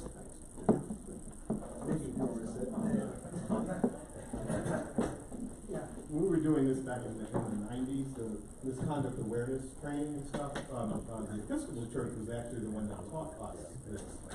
And the priest who was leading it, she said there was always a member of the congregation during the sharing of the peace who always wanted to hug her or grab her. And so she did a thing called the strong arm peace, in which she would shake hands this way when he would come up to her. No, you're backing up. I hear strong arm of peace, and I don't know what that is. And the way she would do it would simply be like this. Right. Godspeed. Ooh, that's good. Yeah. I think with our youth also we should be really careful about hugging. Indeed. What was that? I didn't hear her. With our youth. Having kind of guidelines with the youth. Of the youth. Yeah. Okay. Discuss it with the team. But now, in our case here, consider this interaction and the whole way that this is, now obviously this is a demonstration of things, but a whole way in which power now sort of overcomes the question of the little sexual innuendo pieces. Mm-hmm. It becomes more of a piece. See if you can pick up some more. Or not, as the case may be. I'll try to take that as a compliment. Mr. Burns, have you reached a decision yet regarding my memo to update the church's audio system? Power. No, I haven't, but I promise I'll review. I know that's dangerous. All right, well, What's the deal here? What's the power move? He's got his arms crossed. Okay, he's got his arms crossed. Body language. Okay, what else? He's above her. He's sitting above her. What else? She also Hang on, what? She acknowledges his power. Uh-huh. She says that Sure. And what's his power at that point? Make a decision. Yeah. What does he do about the decision? He doesn't answer. Brushes it off. No question, no answer to the decision. What does that require? Inaction. It's in action, but what does it require next? He has to do this stuff. He still has power. He has power, and what does it require for him to make a decision? I bet. They have to meet again. You meet again. So as long as I delay a decision, she has to come to my office some more.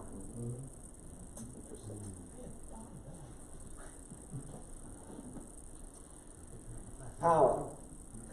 That is, in that case, it's the use of budgetary approval as a power move to gain interpersonal access at a whole nother level to the person. I mean, it's a very sophisticated way of doing it. He may not even be aware. We give him the benefit of the doubt. He's just sort of an uneducated male. I just like the next scene where the husband comes out of the closet. Okay. That memo this afternoon. By the way, I've been meaning to tell you how very much I enjoyed that red dress you wore last Sunday. It was very flattering to your figure. Now see, tell me what that has to do with the business. See, nothing. But because she's in the room, because he's the authority, because he has the power, he can verbalize this and hopefully gets feedback. Here's the feedback loop. Hopefully he gets feedback so that he can stop doing it. That is, he can recognize his behavior. If you recall, he resists the feedback. Right. There's also, he intensifies eye contact when he gets to the sensitive material about the red dress. He is locked in on her eyes with his, whereas when he's talking business, he's not making the same kind of eye contact with her. Yeah. And her face, look at her face is so disappointed and upset. Yep. And he also admits that he's been thinking about her. I've been meaning to tell you. Yes. By the way, I've been thinking about you a lot, actually obsessing in my dreams. And I need to talk to you about this. I mean, this is the way that it goes. But the whole, see, if they were at a bar or something together, I mean, he would have not necessarily that kind of power, but as long as he's got his position, she reports to him, and she has budgetary requirements that need to be approved by him. Fundamentally, he's her boss. He can demand these kinds of conversations for a long time, unless there is accountability or whatever. And that's the power piece that is embedded in this kind of a question. Okay, let's see if we can finish it off now without having to read the whole thing. Mr. Burns, your comments are embarrassing me. Could we please keep our conversation focused on business? Feedback. I'm sorry. But when I see a pretty girl, I like to pay her a compliment. So, I hope it's something you can get used to. Because I'm looking forward to us working very, very closely together. And I plan on complimenting you a lot. See, he's threatening her job. Yep. He's got the power of the job, and he's essentially saying, this is the way that it is. Feedback doesn't matter. I will behave the way that I behave. And if you're going to work here, get used to it. She quit the next day, by the way, I'm sure. The next day. Well, unless she needs a job Yeah. and is trapped in some way. Yeah. But by laughing off her complaints, it really just makes it seem like she's not worthy of being heard in a serious manner. Right. Well, sure. Which is shepherds eating their sheep. Other stuff. That is, yeah. You're not in a collegial relationship or a mutually respectful one. You are one in which you are.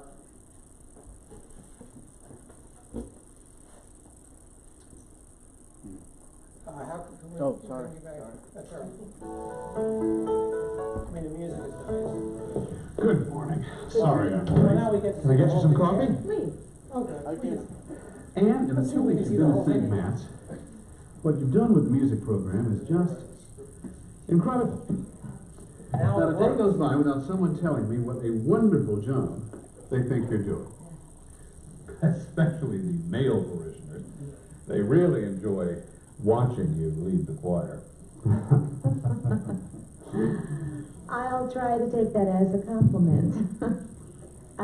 Mr. Burns, have you reached a decision yet regarding my memo to update the church's audio system?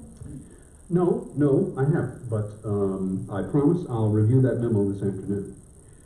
By the way, I've been meaning to tell you how very much I enjoyed that red dress you wore last Sunday. It was very flattering to your figure. Mr. Burns, your comments are embarrassing me. Could we please keep our conversation focused on business? I'm sorry. But when I see a pretty girl, I like to pay her a compliment. So, I hope it's something you can get used to.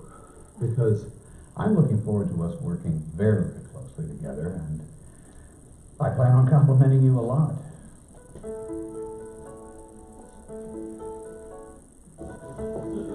Good morning. Sorry. Now when we don't want it, it repeats itself. When we want it, it gives us all kinds of stuff.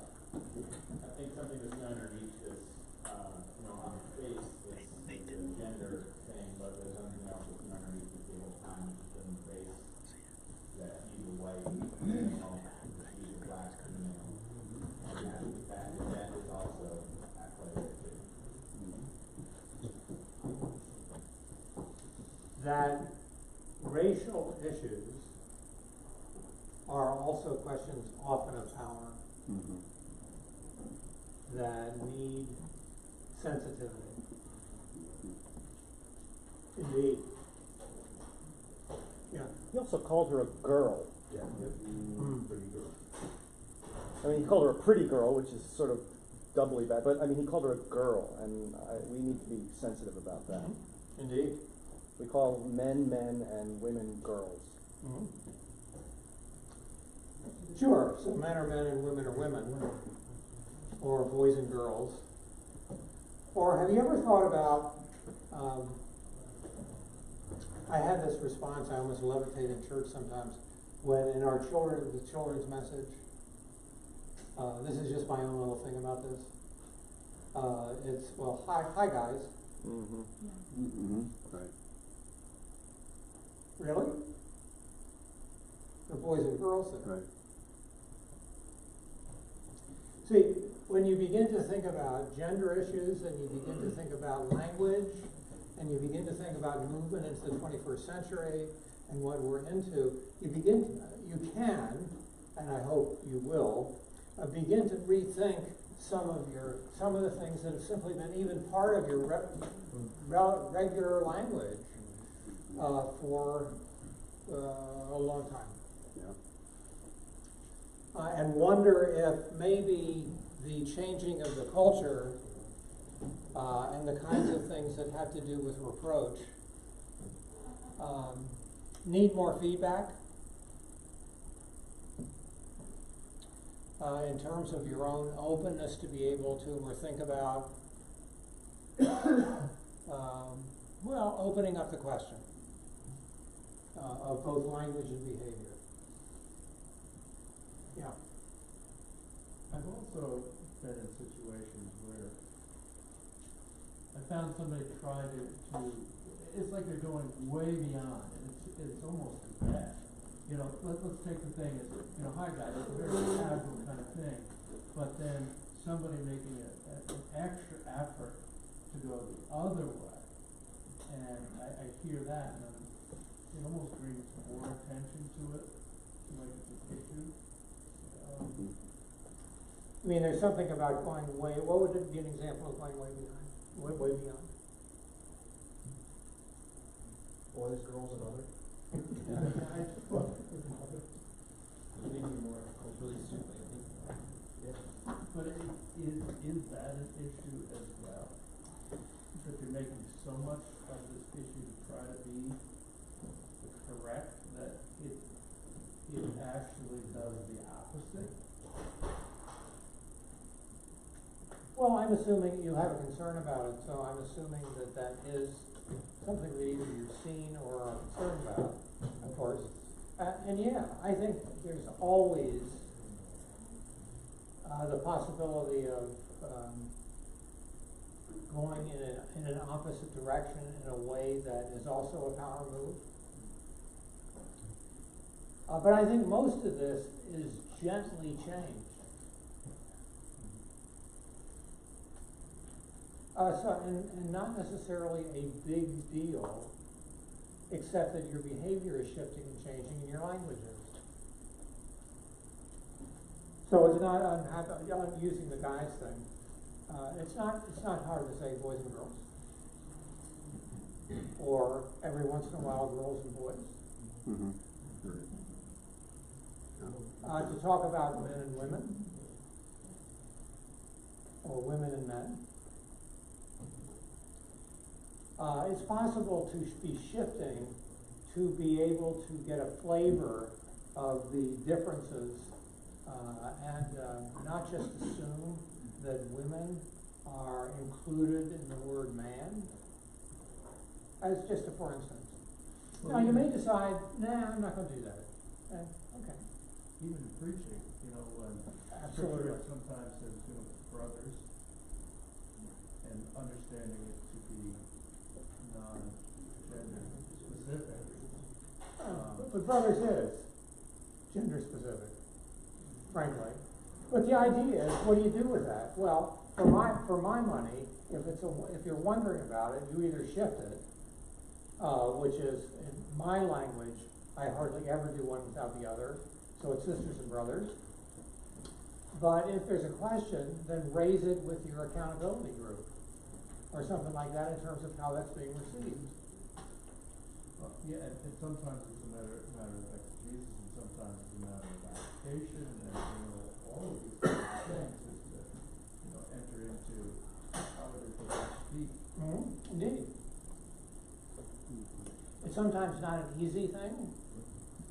But I think it's quite possible that if you get kind of the hang of this, in terms of thinking about gender differentiation, language and behavior, which was point one, the nature of our own understanding of what it means to be a man in the 21st century, and the question of inclusivity in terms of our language. There are some shifts that if they are part of the shifting of your own understanding of things and of the nature of things in the world, I think will contribute actually to the beyond reproach question, because folks will begin to pick up that inclusivity. And again, the definition of beyond reproach is not simply yours to make. It is yours and others to make, because people will be experiencing you. And part of what this is about, that is the morning, is some emerging, I hope, a sensitivity to that question and some active reflection and maybe conversation, I really hope, a conversation with others about how it is for you and what it's about. Changes in my behavior and my language have been really emerged over the years as from time to time people have confronted me about things. And, every once in a while I listen, because I'm not perfect in that regard. But I hope it's learning and growing in the body of Christ. Yeah. I just had one from South Dakota from 2003. It deals with our Nicene Creed. And this set off a pretty lively kind of convention debate. Was for us men and for our salvation. Okay, just that little phrase. And the vote was 122 to 4 to keep it that way. I was one of the 4 that said for us and for our salvation, because of that, because of the gender qualifier that we add to us. Kind of gives the impression for us men. Okay, and I understand it in a broader way. But that was a lively debate that we had, probably for 45 minutes, but the vote was 128 to 4 to keep it for us men, okay? So just to show just the conversation on that piece. So I realize this would be pretty lively, but that's always, I wondered that piece. Can indeed. Yeah. In the parish where I go to, or the parish where I tend to go, it is for us and for our salvation. Okay. I really would like, but of course that's pressing it too much, for all of us and for our salvation, because that's what's really here. Right. But in the 21st century, there's a shift, you know, and a sensitivity that you're beginning to, I hope, or already have a sense of in terms of what's going on in the culture. And the question of what kind of stuff that makes any difference for you. Is there a sense in which when a man makes a decision about a female subordinate, somehow it's more problematic? I mean, sometimes I think you make a decision about a male subordinate, it's taken one way. If you make a decision about a female subordinate, you're more likely to be in a problem. I mean, maybe that's wrong, but I sometimes think that's the case. Could be. I mean, let's say it's equally, the decision is one that is not a pleasant decision for either subordinate, but you're more in trouble if it's a female. So if that's true, then what do you do about that? I keep going back to your question about like who are the women who are going to speak to you, and you like really like in thinking through that, you really asked me to be vulnerable, like to put myself in the hands of someone else's experience. Right. That is still kicking around in my head and really hard, because when you're confronted of using the wrong like pronoun or the wrong guise, or for us men, it's a vulnerable conversation from both directions. Right.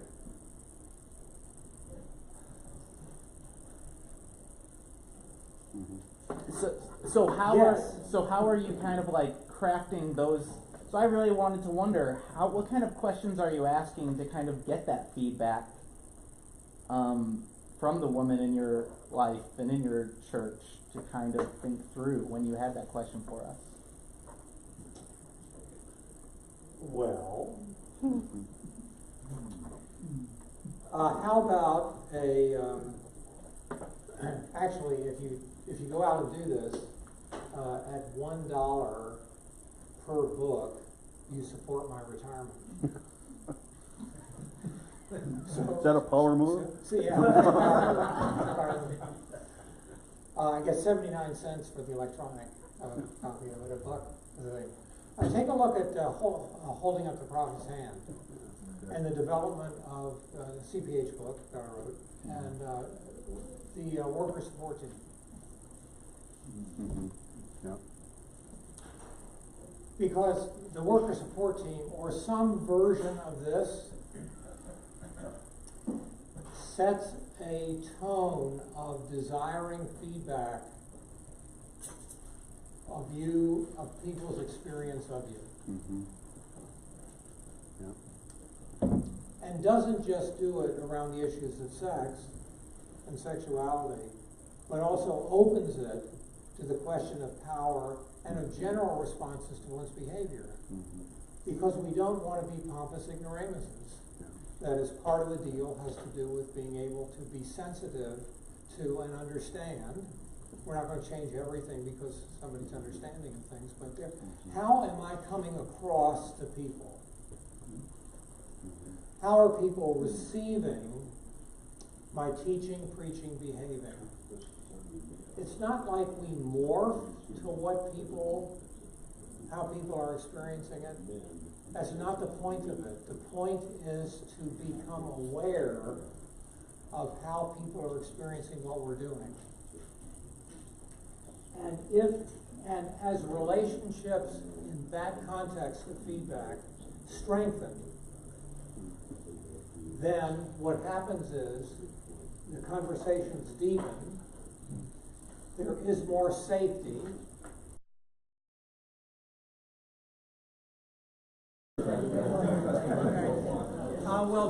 I'll do my best, knowing that it's after lunch, and whatever. I thought I'd treat you to a little DVD that hopefully will play, that will introduce the notion of spiritual warfare. Some of you recent seminary graduates may even see some people that you might recognize. So here we go, I think.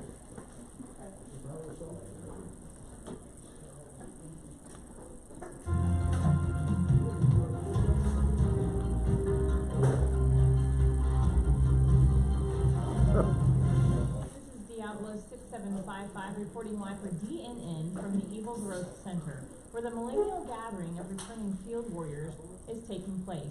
With me is Diablos 8964, who's been at Battle of Earth for the last 100 years, give or take a couple.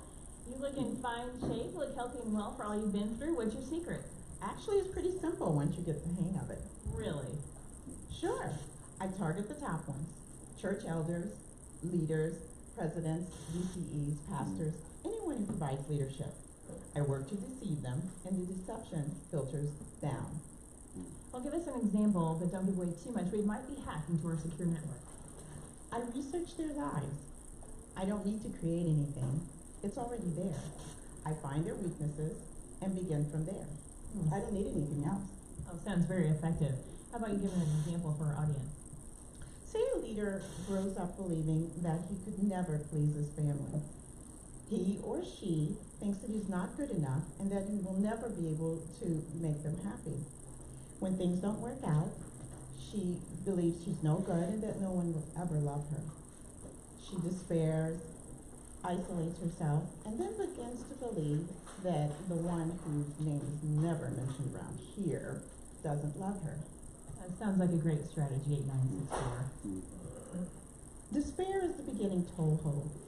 Isolation follows, and then he falls, and they all follow with him.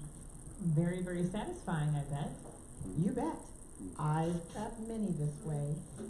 I've had just a few scratchers along the way. Yes, I see. Thanks for joining us. Well, here comes another, but he looks in rough shape.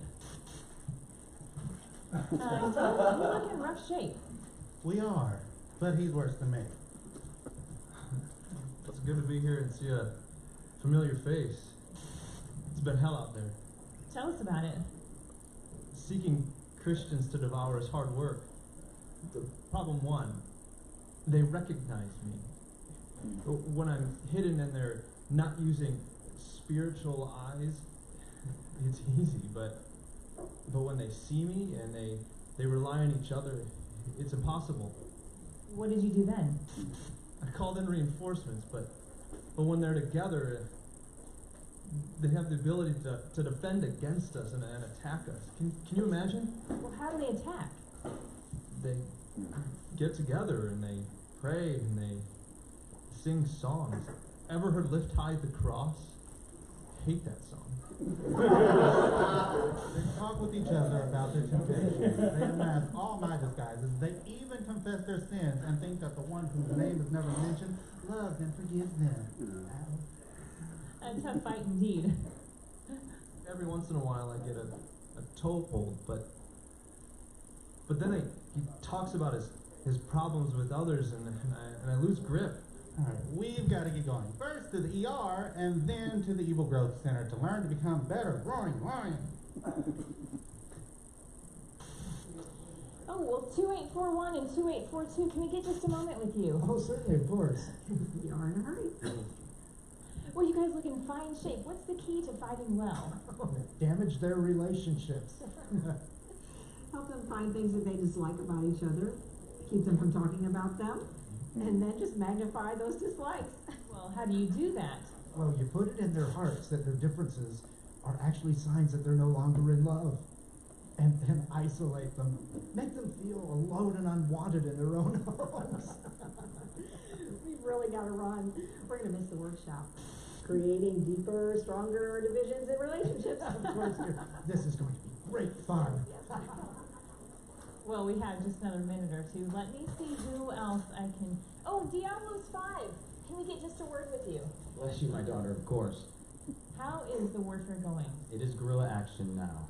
The war itself has an ending, and the final victory is not ours, we know that. But the battles go on. Our motto, prowl, roar, and devour. We tempt, we divide, we discourage, and we deceive. And we will joyfully and courageously continue. Well, we all will fight on, regardless. No surrender. We will seek to mess up lives and cause havoc. Our best success is when we are not recognized. Our evil is excused with rationalizations, often pious ones. No one sees us. We work in the dark. Here, we are unseen. And best of all, if no one believes that we exist, then they cannot see us. Then we do well. Thank you for your time. Esteemed and revered Diablos 5. This is Diablo 6755 reporting for DNN from the Evil Growth Center. Warriors are returning after the millennium. May their time be refreshing, and may their continuing education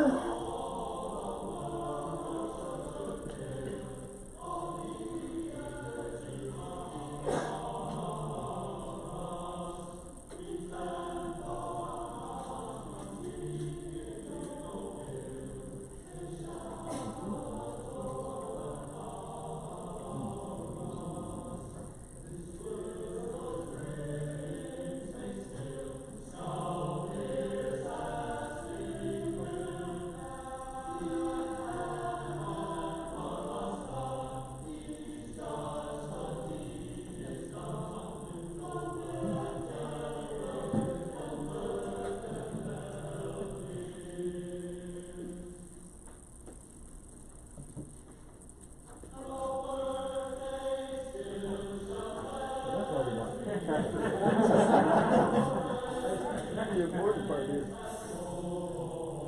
That's fine.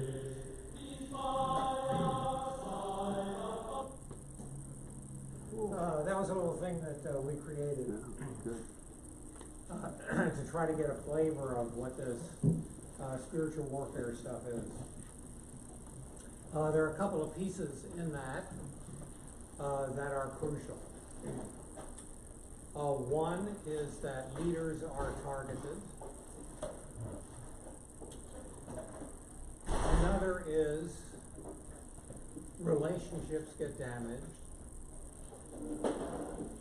And finally, support systems evaporate and folks are left isolated, alone, and doing battle by themselves. And this was sort of a way to introduce it in multiple kinds of ways. I believe that we cannot talk about pastoral ethics and being above reproach, even in the language and discussion that we have had this morning, without recognizing that we are in the midst of a spiritual battle and in the midst of spiritual warfare. And one of the things that will be used satanically will have precisely to do with the issue we've been discussing. If, in fact, a leader can be targeted,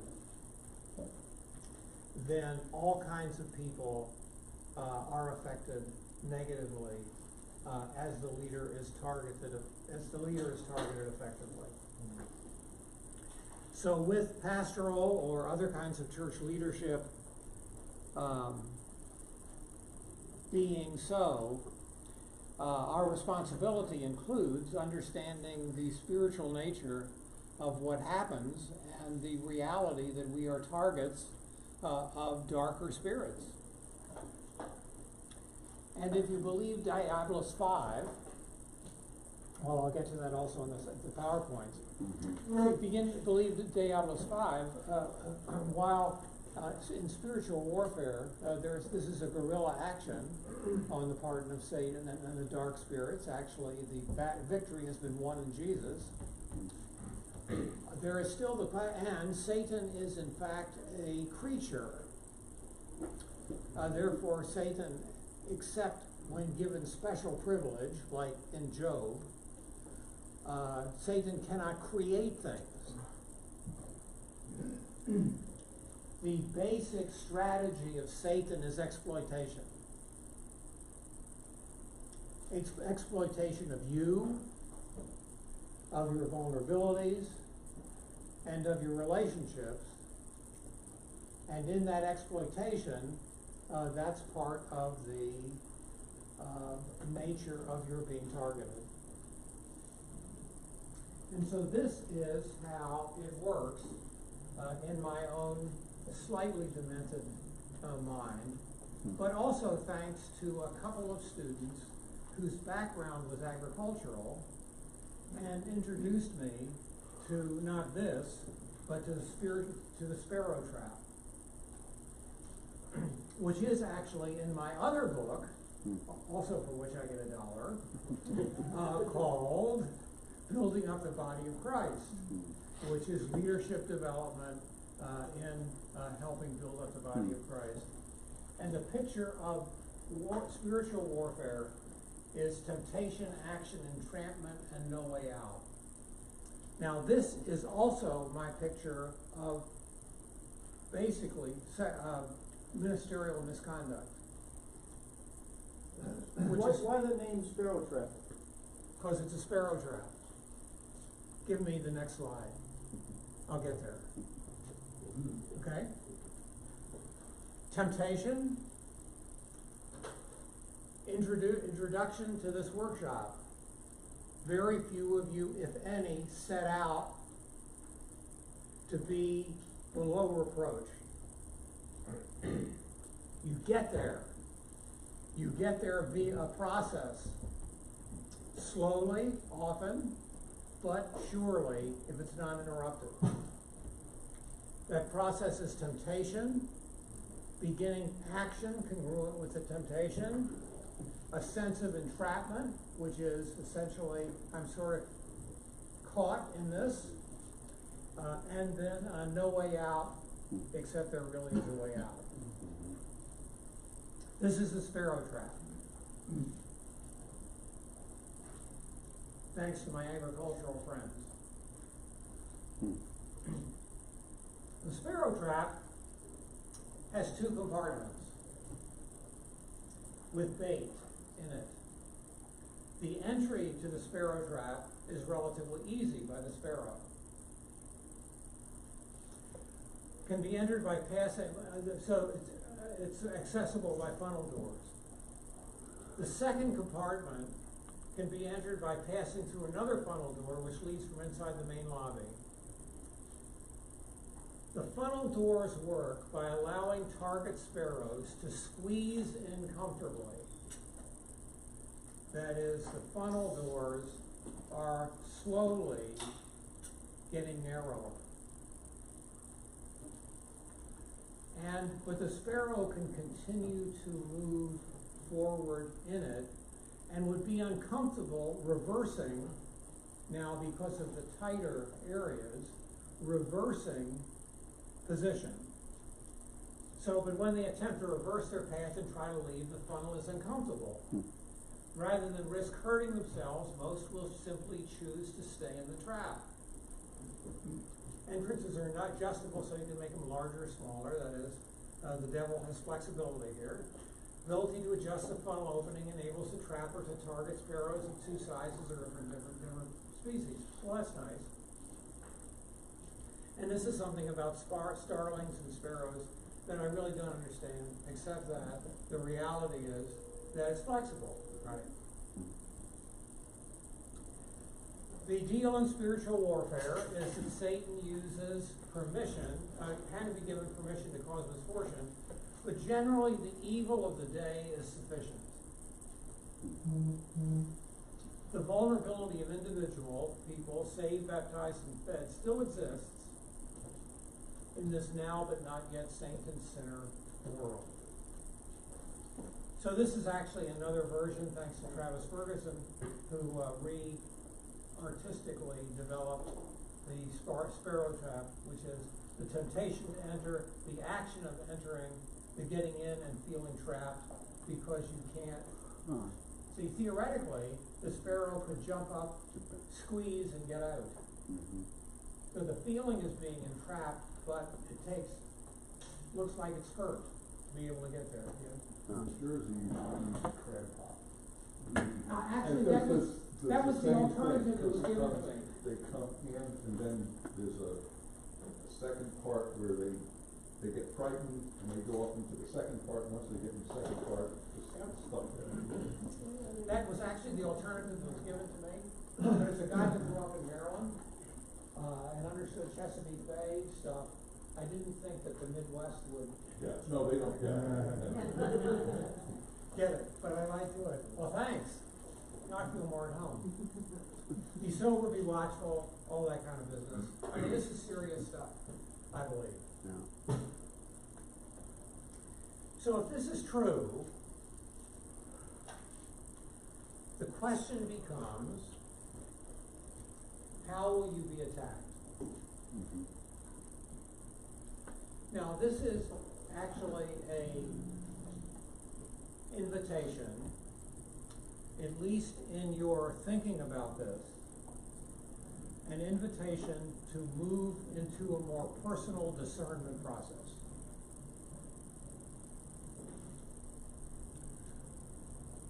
Where are you exploitable? I have suggested some general exploitability, not keeping up with the culture, being maintained or maintaining oneself in these old understandings of I can decide what's ethical and not. I don't have to listen to the community, all that kind of business. And exploitability is that I don't recognize power issues and simply assert power without regard and discernment of what I'm doing. I've suggested those as general exploitability things for all of us, possibly for all of us, but for many of us, especially those of us who are men, who, at least as the older ones of us, may have tended to grow up in a Germanic, male-oriented culture, and continue to have that reflected by LCMS culture, governance, and the way that decisions get made. The personal exploitability question is fundamentally, okay, begin to take an ongoing little survey for yourself, or maybe a big one. In addition to the general possibilities that have been discussed, where are you exploitable? It has to do with sort of putting yourself in the position of Satan or one of Satan's minions looking at you, and if you buy the spiritual warfare thing, which is, here's a leader, it would be really good for us to exploit and bring down this leader. How will I do it?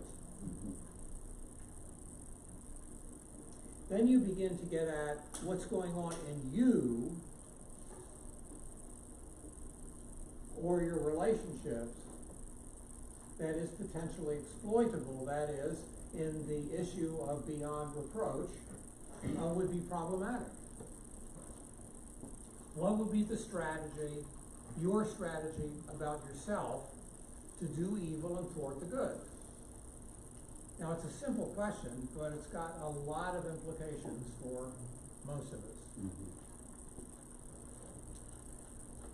And is, I believe, an important component in relationship to stuff. And one way to look at that, well, here's a thought about from Lutheran. So now,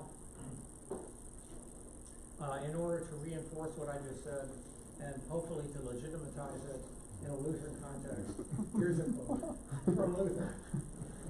The good-looking dead, now I've also cleaned his language up. So to make it at least 21st century palatable. The good-looking devil is the one who does the most harm. Now I'm just going to ask you to think about another, well anyway. The devil who eggs people on to commit spiritual sins, which are regarded as sins, not regarded as sins at all, but as pure righteousness and are defended as such. He causes more harm than the ugly-looking devil, who only eggs people on to commit gross carnal sins, which are so obviously sins that even Turks and heathen can recognize them as such. That is, you're going to be egged on by things that you believe, now this would be a hypothesis, by things that you believe are noble and religious.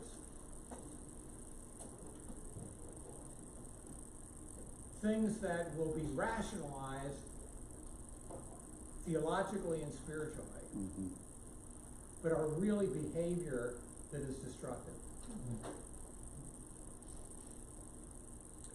3 different perpetrators. when we got down to, when I was doing interviews of perpetrators, when we got down to, so why did you actually have sex with the woman that you're counseling? What sense did that make for you? In one version or the other, the answer was because she was having difficulty feeling what she was feeling, and I thought if she was sexually satisfied, that would help her with the development of the feelings in her life. Now, from anybody standing apart from that, that is such a line of BS, one would hardly even do anything except sneeze at it. But looking back on it, this is what they at least were talking to themselves in relationship to believability. That is, it was a destructive act rationalized nobly.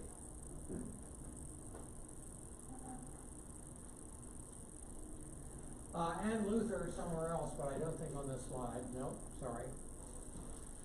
Luther suggests that in the church, and another quote like this actually, in the church, one of the biggest dangers that we have from Satan's influence is that people use theological language to rationalize lousy behavior. Or in LCMS language, or at least LCMS culture, if you maintain orthodoxy, you can behave in whatever way you want to. Because you always can say, I did it because I'm a noble whatever. That's vulnerability that we have, which is excusing behavior by using theological rationale for doing it. It's kind of like saying to a child, well, I really hit you because you shouldn't do that and I love you. Or something roughly equivalent. So when you look at your own vulnerabilities in terms of what it is that is possible for you, what kinds of things are vulnerabilities for you, it is possible that the morning was sort of hopefully interesting and a little bit of expanding in terms of thoughts and ideas. This is probably the more critically important exercise for you to do. And use something like the wholeness wheel to wonder about these things. Because if you think holistically, you've got physical vulnerability, intellectual vulnerability, vocational, social, interpersonal, emotional, or something specifically spiritual. What's your vulnerability?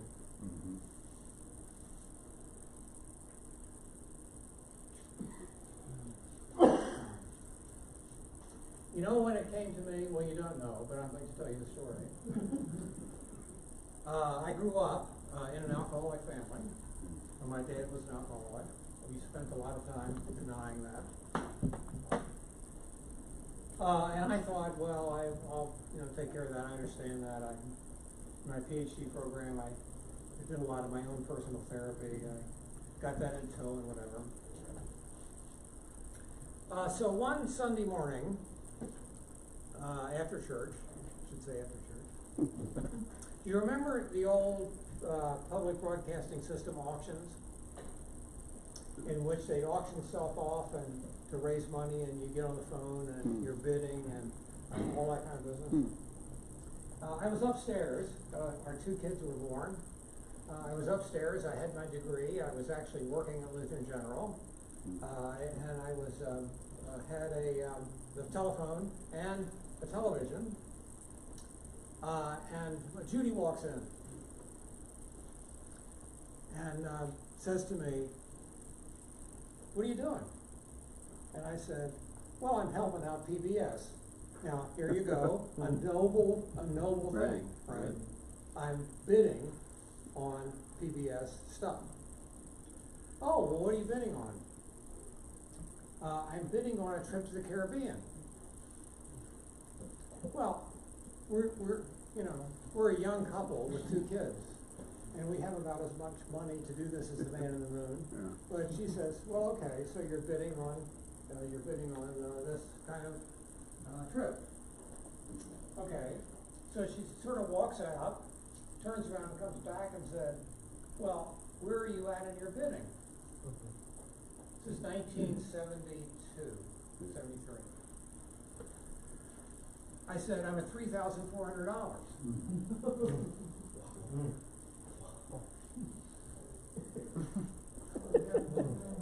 Judy says to me, I won't tell you what she said.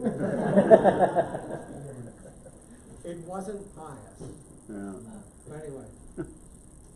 And with impiety from my wife, and a raised voice, something clicked inside in terms of, what are you doing, Bruce?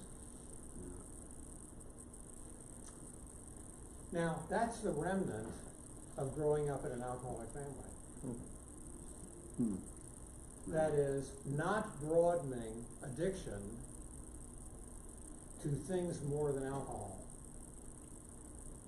That it would be possible to become addicted to a process and sort of to lose myself in the process. I can't imagine what I would have done if I won it.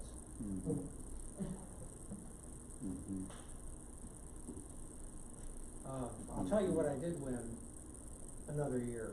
It was a year's worth of paper products, but I actually got it at a good price. But it took us a really long time to get rid of the toilet paper.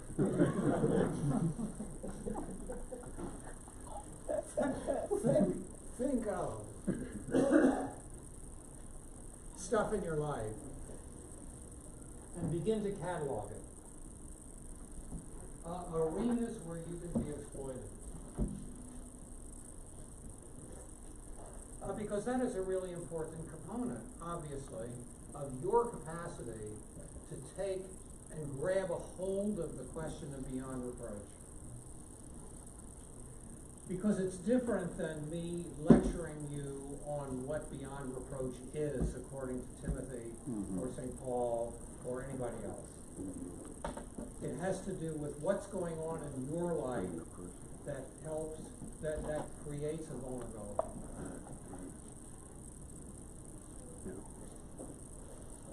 And from John Kleinig, actually this quote, I believe, is repeated in Grace Upon Grace, in the CPH book, and I've changed a little piece of it in a text, but if we heed what Luther has to say about the role of the devil in the spiritual formation of theologians, we will recognize our congregations and congregational relationships are spiritual battlegrounds, contested places rather than spiritual oases, places of refuge from temptation. We will also be able to help all of our church leaders, workers, and members understand why they and their families come under such concerted attack at certain points during their course of study or work. We may even welcome those attacks. They show that God is at work, truly at work with us, making true theologians out of all of us.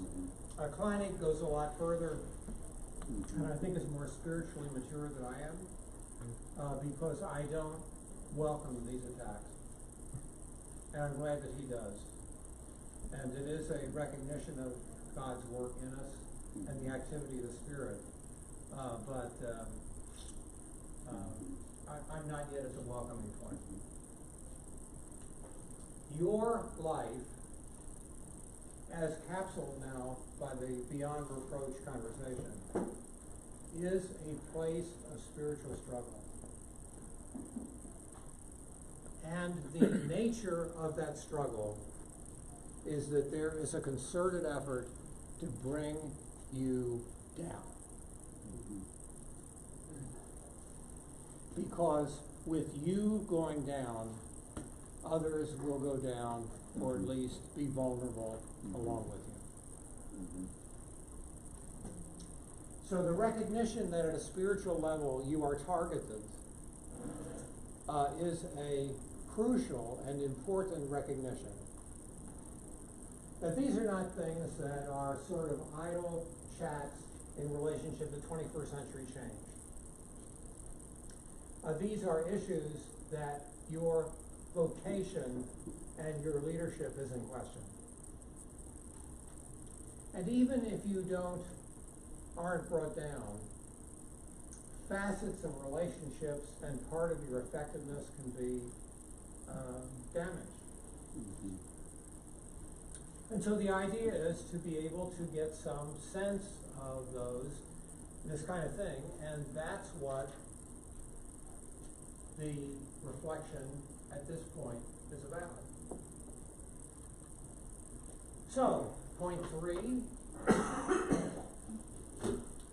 spiritual warfare is real. The target of the warfare is leadership. Pastors are leaders. Pastors are targeted. Many of you in this room, most of you are pastors or church leaders. That means you are targeted. Where? Where in the nature of your personal vulnerabilities? And of course, that's why topics like this are important and strategies necessary to develop, because vulnerabilities are naturally a part of our fallen priestly existence.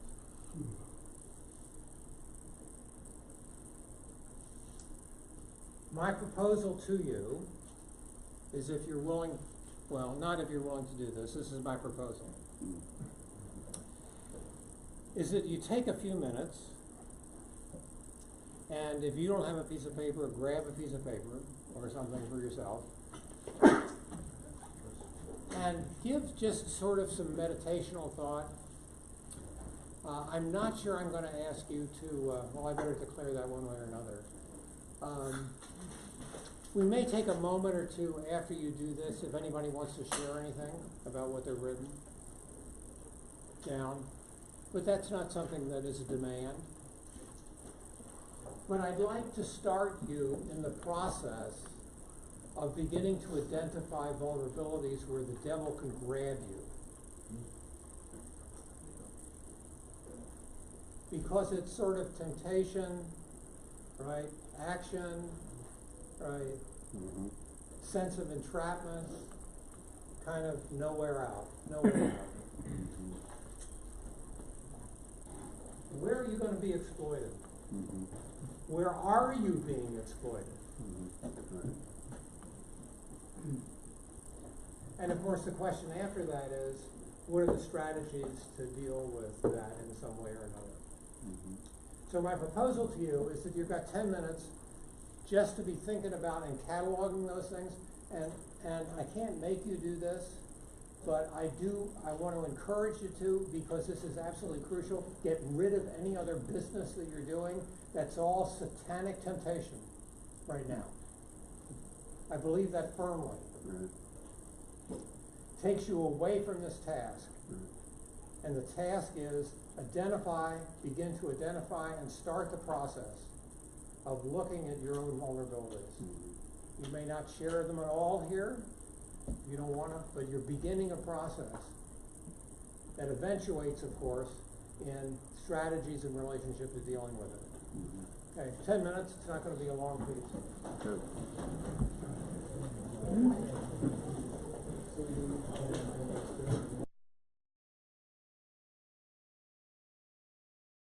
And start a small strategic planning process of what you do with it. Can you say that first sentence again, seriously? Yeah. That was a great line, and did you make that up, or did I want to steal it? Well, you can steal it if you want. Actually, it's not the way that I said it, but the basic impetus is a quote from a book on spiritual direction. The name of the book I can't think of at the moment, or at least the author. But fundamentally, the followers of Jesus who walk with Jesus alone, I mean some version of that, this is folly. Because, among other things, in our baptism, we are made new creations, new relationship with God, and become members of the body of Christ. And so we are placed in community, where we do things together, like weep when others weep and rejoice when others rejoice and stuff like that, and care for each other in carrying each other's burdens together. That is, we are gifted with each other, and we are also gifted with folks in the body of Christ in places where we are. And to do just the spiritual walk by oneself is not congruent with, I think, the community witness of the Scriptures. Despite the fact that culturally we're all supposed to go out with our 6 guns and be able to handle everything well, fundamentally we have each other, and we are gifted with each other. And so part of the deal is how we utilize those gifts. So I hope that your strategy is not just to do better or to not do something or whatever. I hope your strategy is identifying and accessing resources that will help you get where you want to get.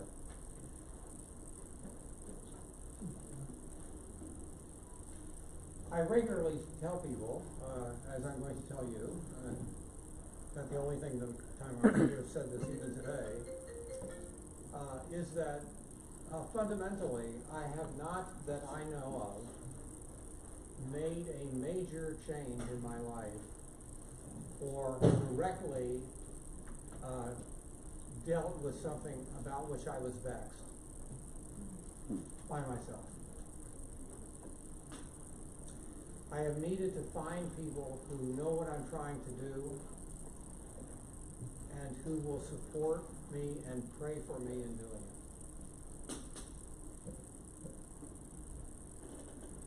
So the next move after identification of things is always strategies for approaching them.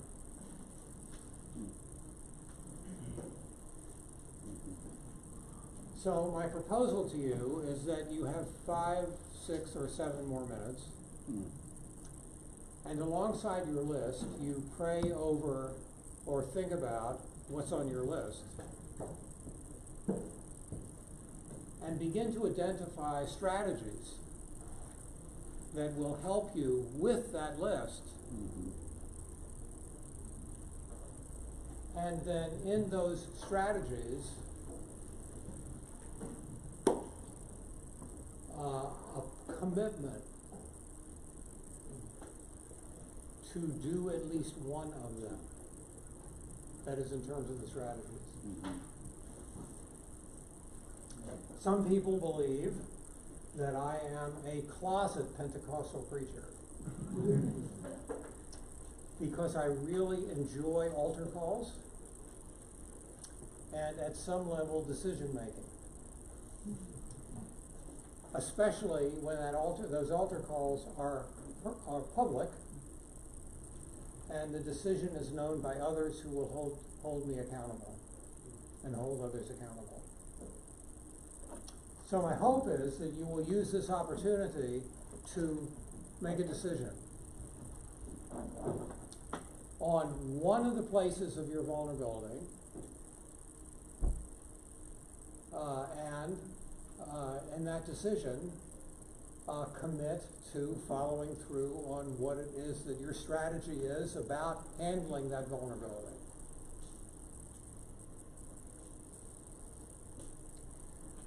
So you've got about 5, 6 minutes.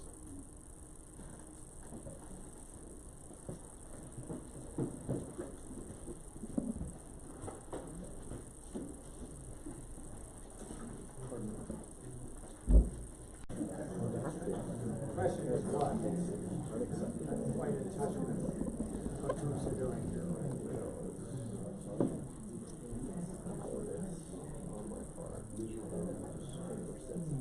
Do some groups need more time?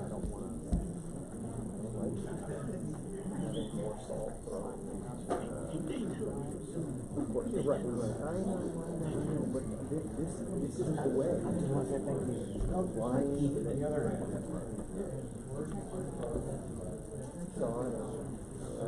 That's my Well, okay. Is it possible to get you back? Yeah. You got Bob taking his clothes off.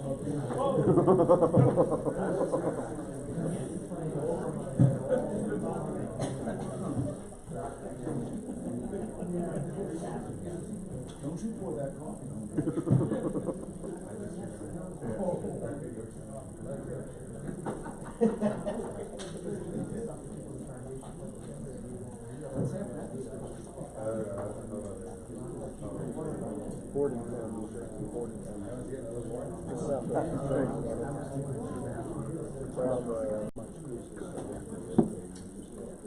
One brief thing then about point 4 coming. Along with my encouragement, now that you have identified some vulnerabilities, a strategy or strategies to approach them, and a commitment to do so, including what it is that you, who it is might come to your aid. Now this is important for a number of reasons, not the least of which is your brain, which is, as we know, kind of made up of 3 basic parts. The brain stem, or what is often called the reptilian brain, the limbic system, which is a lot of your emotional life and long-term memory life, and the neocortex, which is more the kind of thinking, rational side of you. This triune brain theory, around since the 1980s, has been pretty fundamental in helping people understand something about behavior, and I think actually directly relates to the questions that we've been discussing, and especially related to ethics. The R complex is there because we share it with all the animals, and the fundamental thing is fight, flight. But the basic thing about the R complex is that we act without thinking. So there's an immediacy of it, and of course it's very adaptive in many ways. But when you are under the basic influence of the R complex, learning does not take place. And complex ideas or emotions are not digestible. The move is quick actions and impulse discharge. It's what happens in a group, like at the El Paso meeting, rally of President Trump 2 days ago, in which after the crowd was whipped up into a frenzy, anti-media, somebody jumped the line and began to attack a BBC cameraman. Now, my assumption is the person did not go to the rally thinking that he's going to find a BBC cameraman to beat up. Something happens in the process in which his, I hope, his cerebral cortex is overruled by some other process. That is one neurological way of thinking about clergy misconduct. That is our thoughtful processes, since we have agreed, more or less, that you have not gotten into ministry in order to misconduct. Fundamentally, something interferes I propose that it is actually the dark side of stuff, or part of spiritual warfare, and that the exploitability in your vulnerabilities has to do with the nature of how that all works out neurologically, is that your brain, your cerebral cortex essentially disconnects from the rest of your brain. And in that sequence, you don't learn. When you're frightened, you don't learn, you just try to deal with the fright.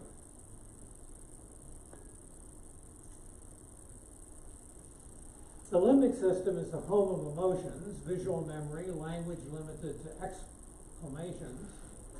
Because emotions aren't stable, inefficient learning occurs. And a portion of the limbic system is associated with long-term memory.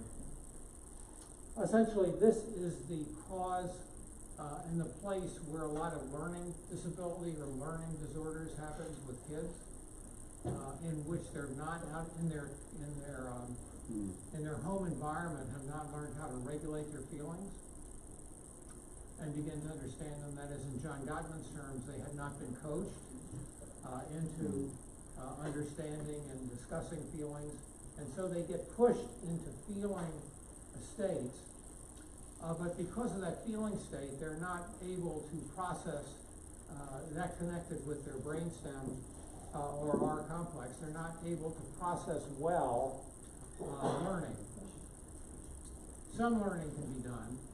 It's not like you're in total R complex mode, but it's very difficult because the emotions override them.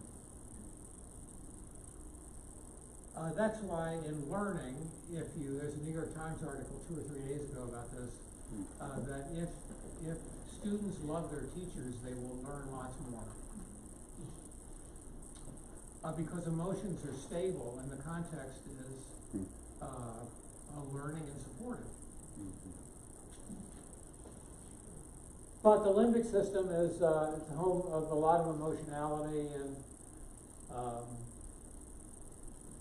there is language, but mostly it's visual memory.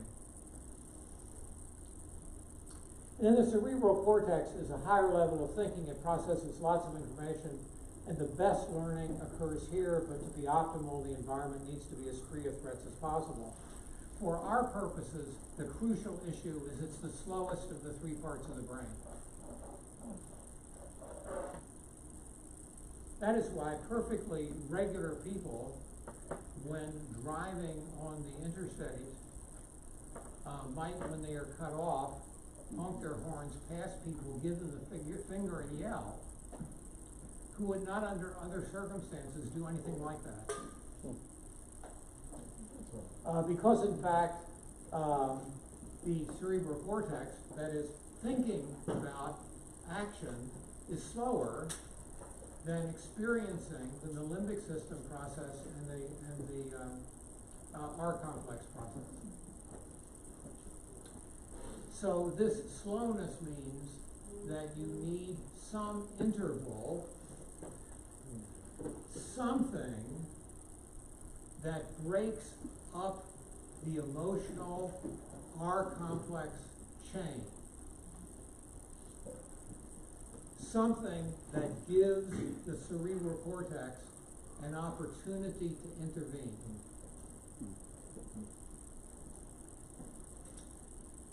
Rationalization that Luther was talking about, that is a pious overlay to destructive things, is not this.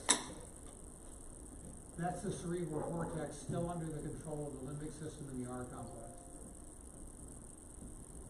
This is reflective, thoughtful engagement of one's own behavior, the behavior of others, and what's going on in life with people. And that takes intervention. That takes time. That takes reflection. That takes discernment.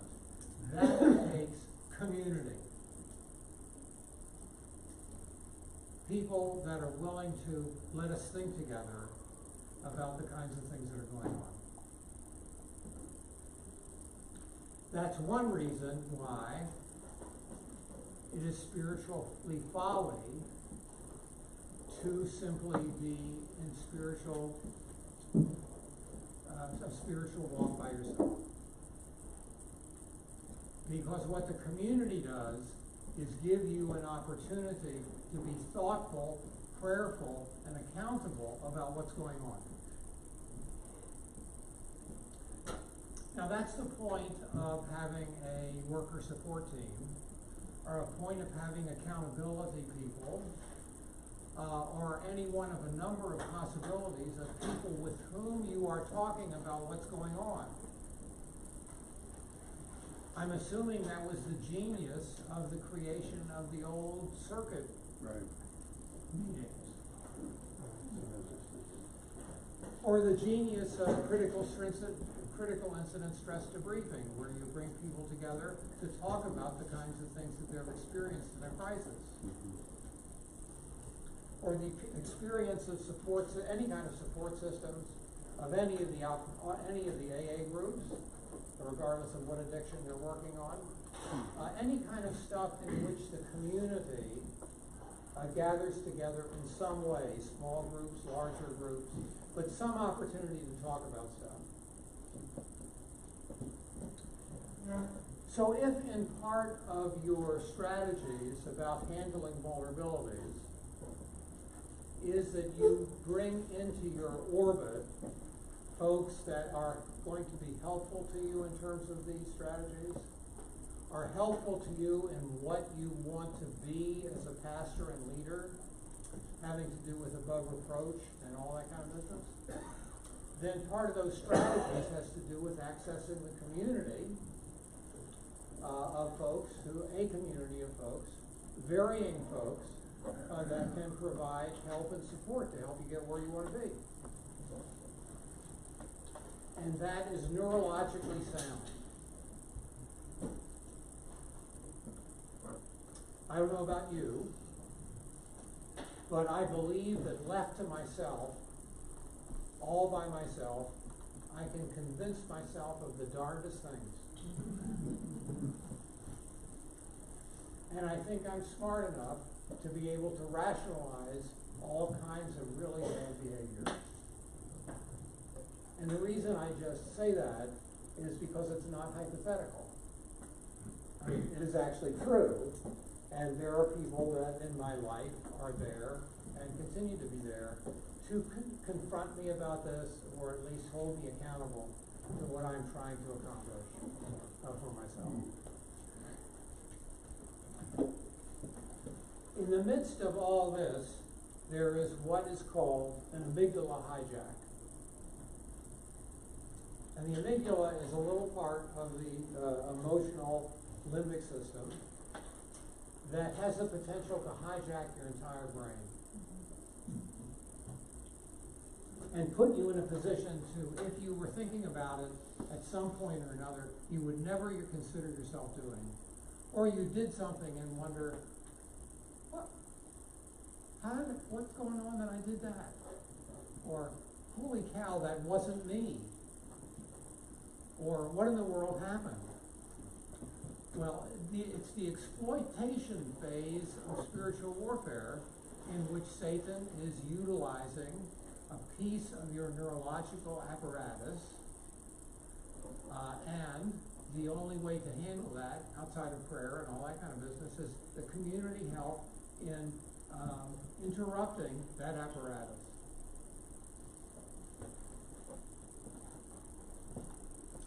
Some of you know that my favorite marital therapist is a fellow by the name of John Gottman. And what he's had a marital lab going in Seattle for 25 or 30 years. And they try this little experiment for a while. What happens is he brings couples in and hooks and wires them all up for 24 hours and studies everything. Studies their interactions, studies their language patterns, studies their physiology, all that kind of business. And so they were trying an experiment in which, and the couples just live for 24 hours, so they do all kinds of things, including getting into conflicts. So they decided that when a couple got into conflict, if it was really going downhill, And that's easy to predict, by the way. Just start with a harsh startup. That is, criticize somebody for being who they are, and it's 94% certain that conversation will go nowhere. So if you want a conversation to go nowhere, just criticize somebody for who they are, and that'll take care of that. But what they found that was when people got into this kind of stuff in which there was this interaction, what they would do is they would now this is all subterfuge, of course, but they would come into the apartment and say, "Hold on, you've got to stop here because our video equipment broke down. So just hold on. We'll get back to you when our video equipment is fixed. And we'll start up again, and then you can resume your conversation." You know how that is. Yeah. 15 or 20 minutes later, they would come in and say, "Okay, get going again. Go back to what you were talking about. Our video equipment is all fixed." And the conversation was entirely different. Entirely different. What happened? The cerebral cortex had caught up with the amygdala hijack and the R complex and the limbic system. That is, there was time to, that process was interrupted. Did you have mothers that said to you, mine did, count to 10 before you ever say anything negatively?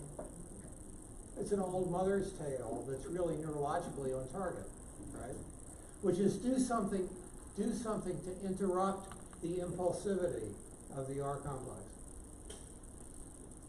I believe that when you get to clergy misconduct, there is likely not the clear capacity of the individual cleric to interrupt the process.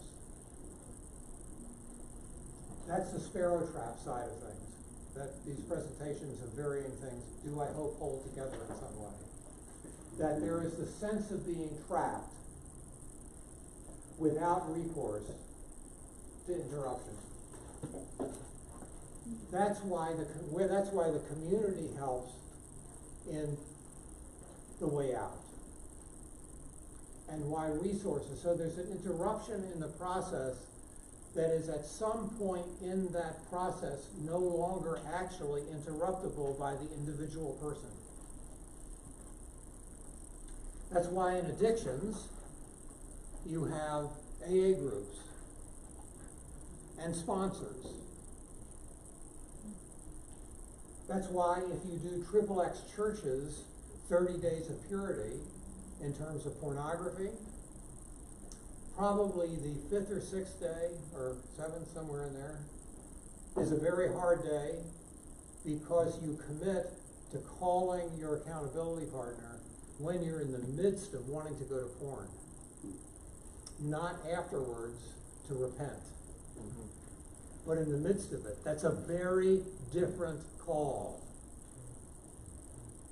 The repentance part is a more natural call for us, which is kind of I goofed, I fell, or whatever, I need forgiveness. But to call when you are in the midst of it is a cerebral cortex move that has to do with connecting to somebody in the community that will help you interrupt that chain. Since most of us do not enter ministry in order to misconduct or do other sorts of things, this is simply a question of we get caught in the chain. It looks like we're entrapped. Individually, we can't do anything about it. Individually, we are prayerful that Jesus in some way or the Holy Spirit will intervene, but in some ways also neglect the community that is already prepared and capable of intervention with us. And so I'm hopeful that the process of thinking about strategies includes the process of engagement in the community, because that will help you interrupt this natural neurological process. There is, except for the occasional predator, and we have had them in the LCMS, most people do not think of themselves, even if they have misconducted, as somebody who actually set out to misconduct or even wanted to misconduct. They got involved in a process that led them, a sparrow trap type process that led them down the road, and fundamentally did not engage the community or some form of cerebral cortex movement in order to stop or block or interrupt that process. So part of your strategy would be what I would call limbic system interrupters or cerebral cortex enhancers. Something that would allow for the process. In manipulating the brain, there's a lot of advertisement that uses jolts. Most advertisement is an attempt to bypass the cerebral cortex. We live in a culture, I mean, that could be point 5 in some way of cultures, in which we are encouraged to action without thinking. We're encouraged to vote without thinking. We're encouraged to take sides without thinking. We're encouraged to buy a car without thinking. My wife is currently retiring from a promotional advertising independent contractor salesperson.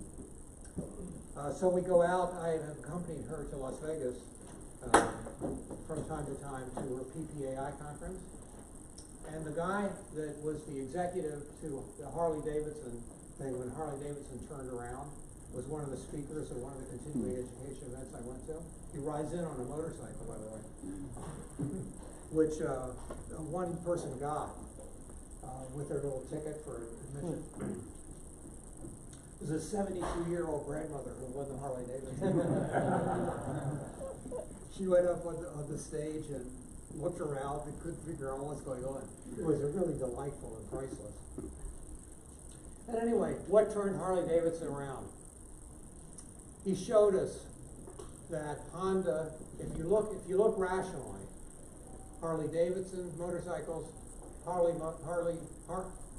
Davidson motorcycles, Honda motorcycles, if you compare them piece by piece, equipment by equipment, Honda has precisely the same equipment as a Harley Davidson at about $10,000 less.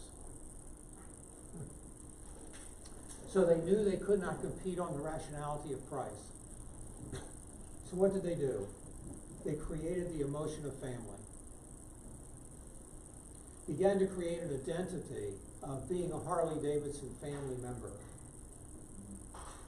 Began stores. There were Harley Davidson stores that created communities of people that had loyalty to Harley Davidson. And that worked until the tariffs, I guess, or something like that, however that kind of worked out. Emotional appeal rather than rational thinking. Now, we are influenced by emotions, and I'm the last one to suggest that emotions should be downplayed. But emotions cannot control things, and more often than not, emotions control our thinking. And so our community helps us interrupt natural things, even those things that we feel block us in traffic. So just for your information, sex, violence, and humor all become the things that jolt the brain more and stimulate stuff. So that's why sexual violence can become important. Or humorous violence and humorous sex and stuff like that. This is just a little bit about stress damage. If we're thinking holistically, there's no separation between the brain and what goes on in our body, so even though this was a thing about the triune brain, it has to do with the effect on your entire body and your entire self.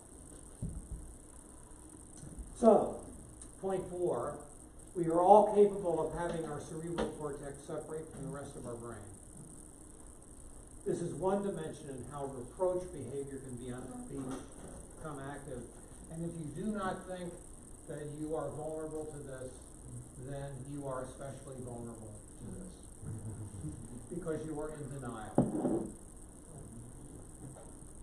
It is neurologically what happens. That's why strategies and behaviors need to be in place, and in part why you did the last exercise, in the hopes that you yourself put stuff in there, but also now that you may be thinking about it, put strategies and behaviors in that actually interrupt the natural course of events when the sparrow trap is actively at work and Satan grabs a hold of us more than just temptation.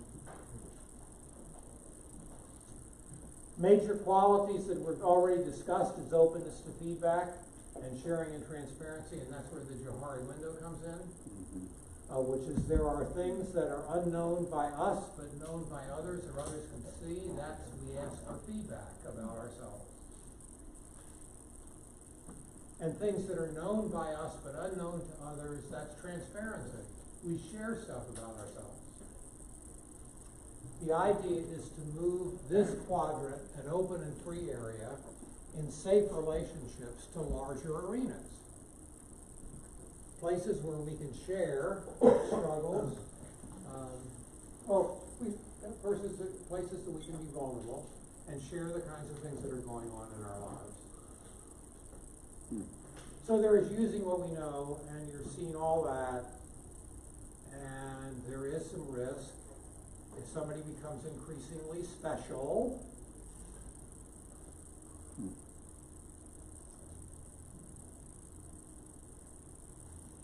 when you get out of regularly scheduled times and unusual places to meet with people, and if you're counseling, do you make appointments open-ending or often at the end of the day?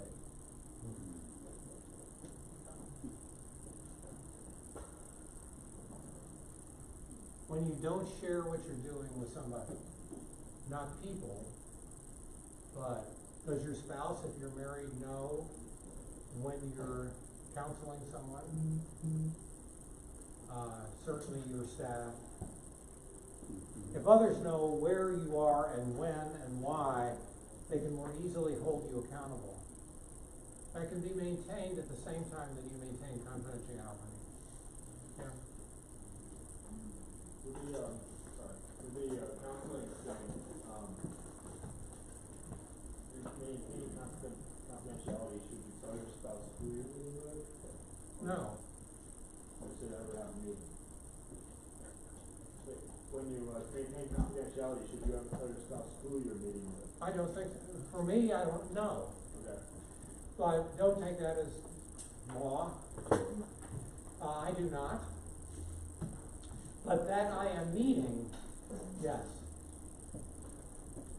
But not just a meeting, because I mean, like sometimes I'll have a situation and I'll say to my wife, look, I'm going over to church and I'm meeting with a person, and I may even say I'm meeting with a woman or I'm meeting with a man, and I just want you to know where I am, because I'm a little bit concerned about it. Okay, or just not even the rationale. It's just a regular thing that this is what I'm doing. There's an accountability. See, because if somebody knows where you are and you've got for instance, a counseling relationship, and you come home 2.5 hours late, that's an accountability question that you should be confronted about. That is, we're looking for putting into place stuff that interrupts the natural process. And accountability and community is one of that group of stuff that does interrupt the natural process. So here's a progressive scenario if you are seeing counseling people, therapy sessions become more social, first names get used, you become to make self-disclosures, hugging and embracing occur at the end of each session. Sessions are rescheduled by the end of the day. Drinks or dinner occur after sessions begin. Dating begins. Sexual relationship is inhibited. It's a process. Should be interrupted at any point. If you're talking with people who will help you do that. which is really the more important thing. So these are the main points. You remember them all, right? And I'm not going to do that because we have a closing devotion. But let me just say this. Well, I'll do this really quickly. You cannot compartmentalize. So these are my 10 things. You cannot compartmentalize. Everything affects everything. That's what the wholeness wheel is about. If your social life is crummy, your spiritual life is affected. And if your intellectual life is going downhill, your physical life may be affected. That is, there's this interaction going on all over the place. There is no such thing as, this is going on and it doesn't affect me. I mean, I don't know how many times I've heard that. Certainly not in St. Louis, but in other places before, which is essentially, well, you know, I use porn regularly, but it doesn't affect anything else in my life. That is such BS. You know? Of course it affects everything. Or, yeah, I'm really having difficulty at home, but everything else is going fine at work. Well, yeah, maybe. But there's an interactive effect here that's really important. And who's your spiritual advisor? Put that in your strategy. Who do you talk to about your walk with Jesus and Jesus' walk with you?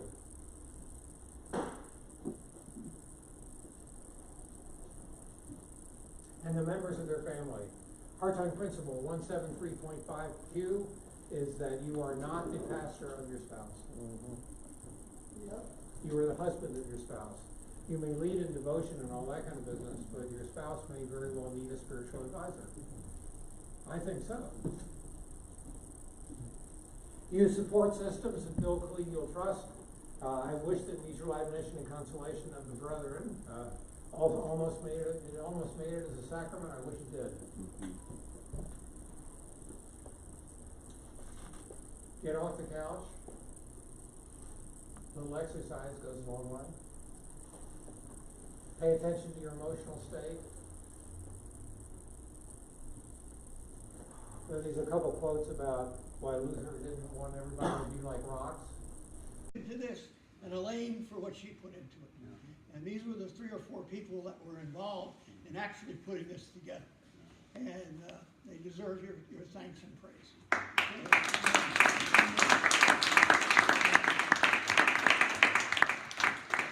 Great. Yeah, we'll close on today. Of course, Dan went in for surgery, our brother, okay? Was going to be Monday, but they postponed it to Wednesday, right? So he should just be waking up right about now, probably, Dan. And hopefully they got the lesion in a good way and didn't have to take a whole lot of the brain tissue. So that would have been today. So we'll just take a Dan if we could as we close. Dear Heavenly Father, we thank you again for a special brother in our midst. We thank you for this day in his life where he's able to be blessed then through a surgical team. We thank you that you've protected his life this day and you've allowed these people to be your special instruments to bring healing to his body. We pray for good outcomes from what has taken place this day. Be with him now as he recovers from what's been done. Be with Deanna especially as she thinks about her partner. Be with the family too, mom and dad and all the siblings. Again, help us, each one of us, to remember Dan in a special way these next several days and even weeks as he recovers. Again, may we encourage him and offer up, again, hope to him, again, with all that's been done. These things we ask in Christ's name. Amen. Amen. Go in peace, serve the Lord, and thanks be to God.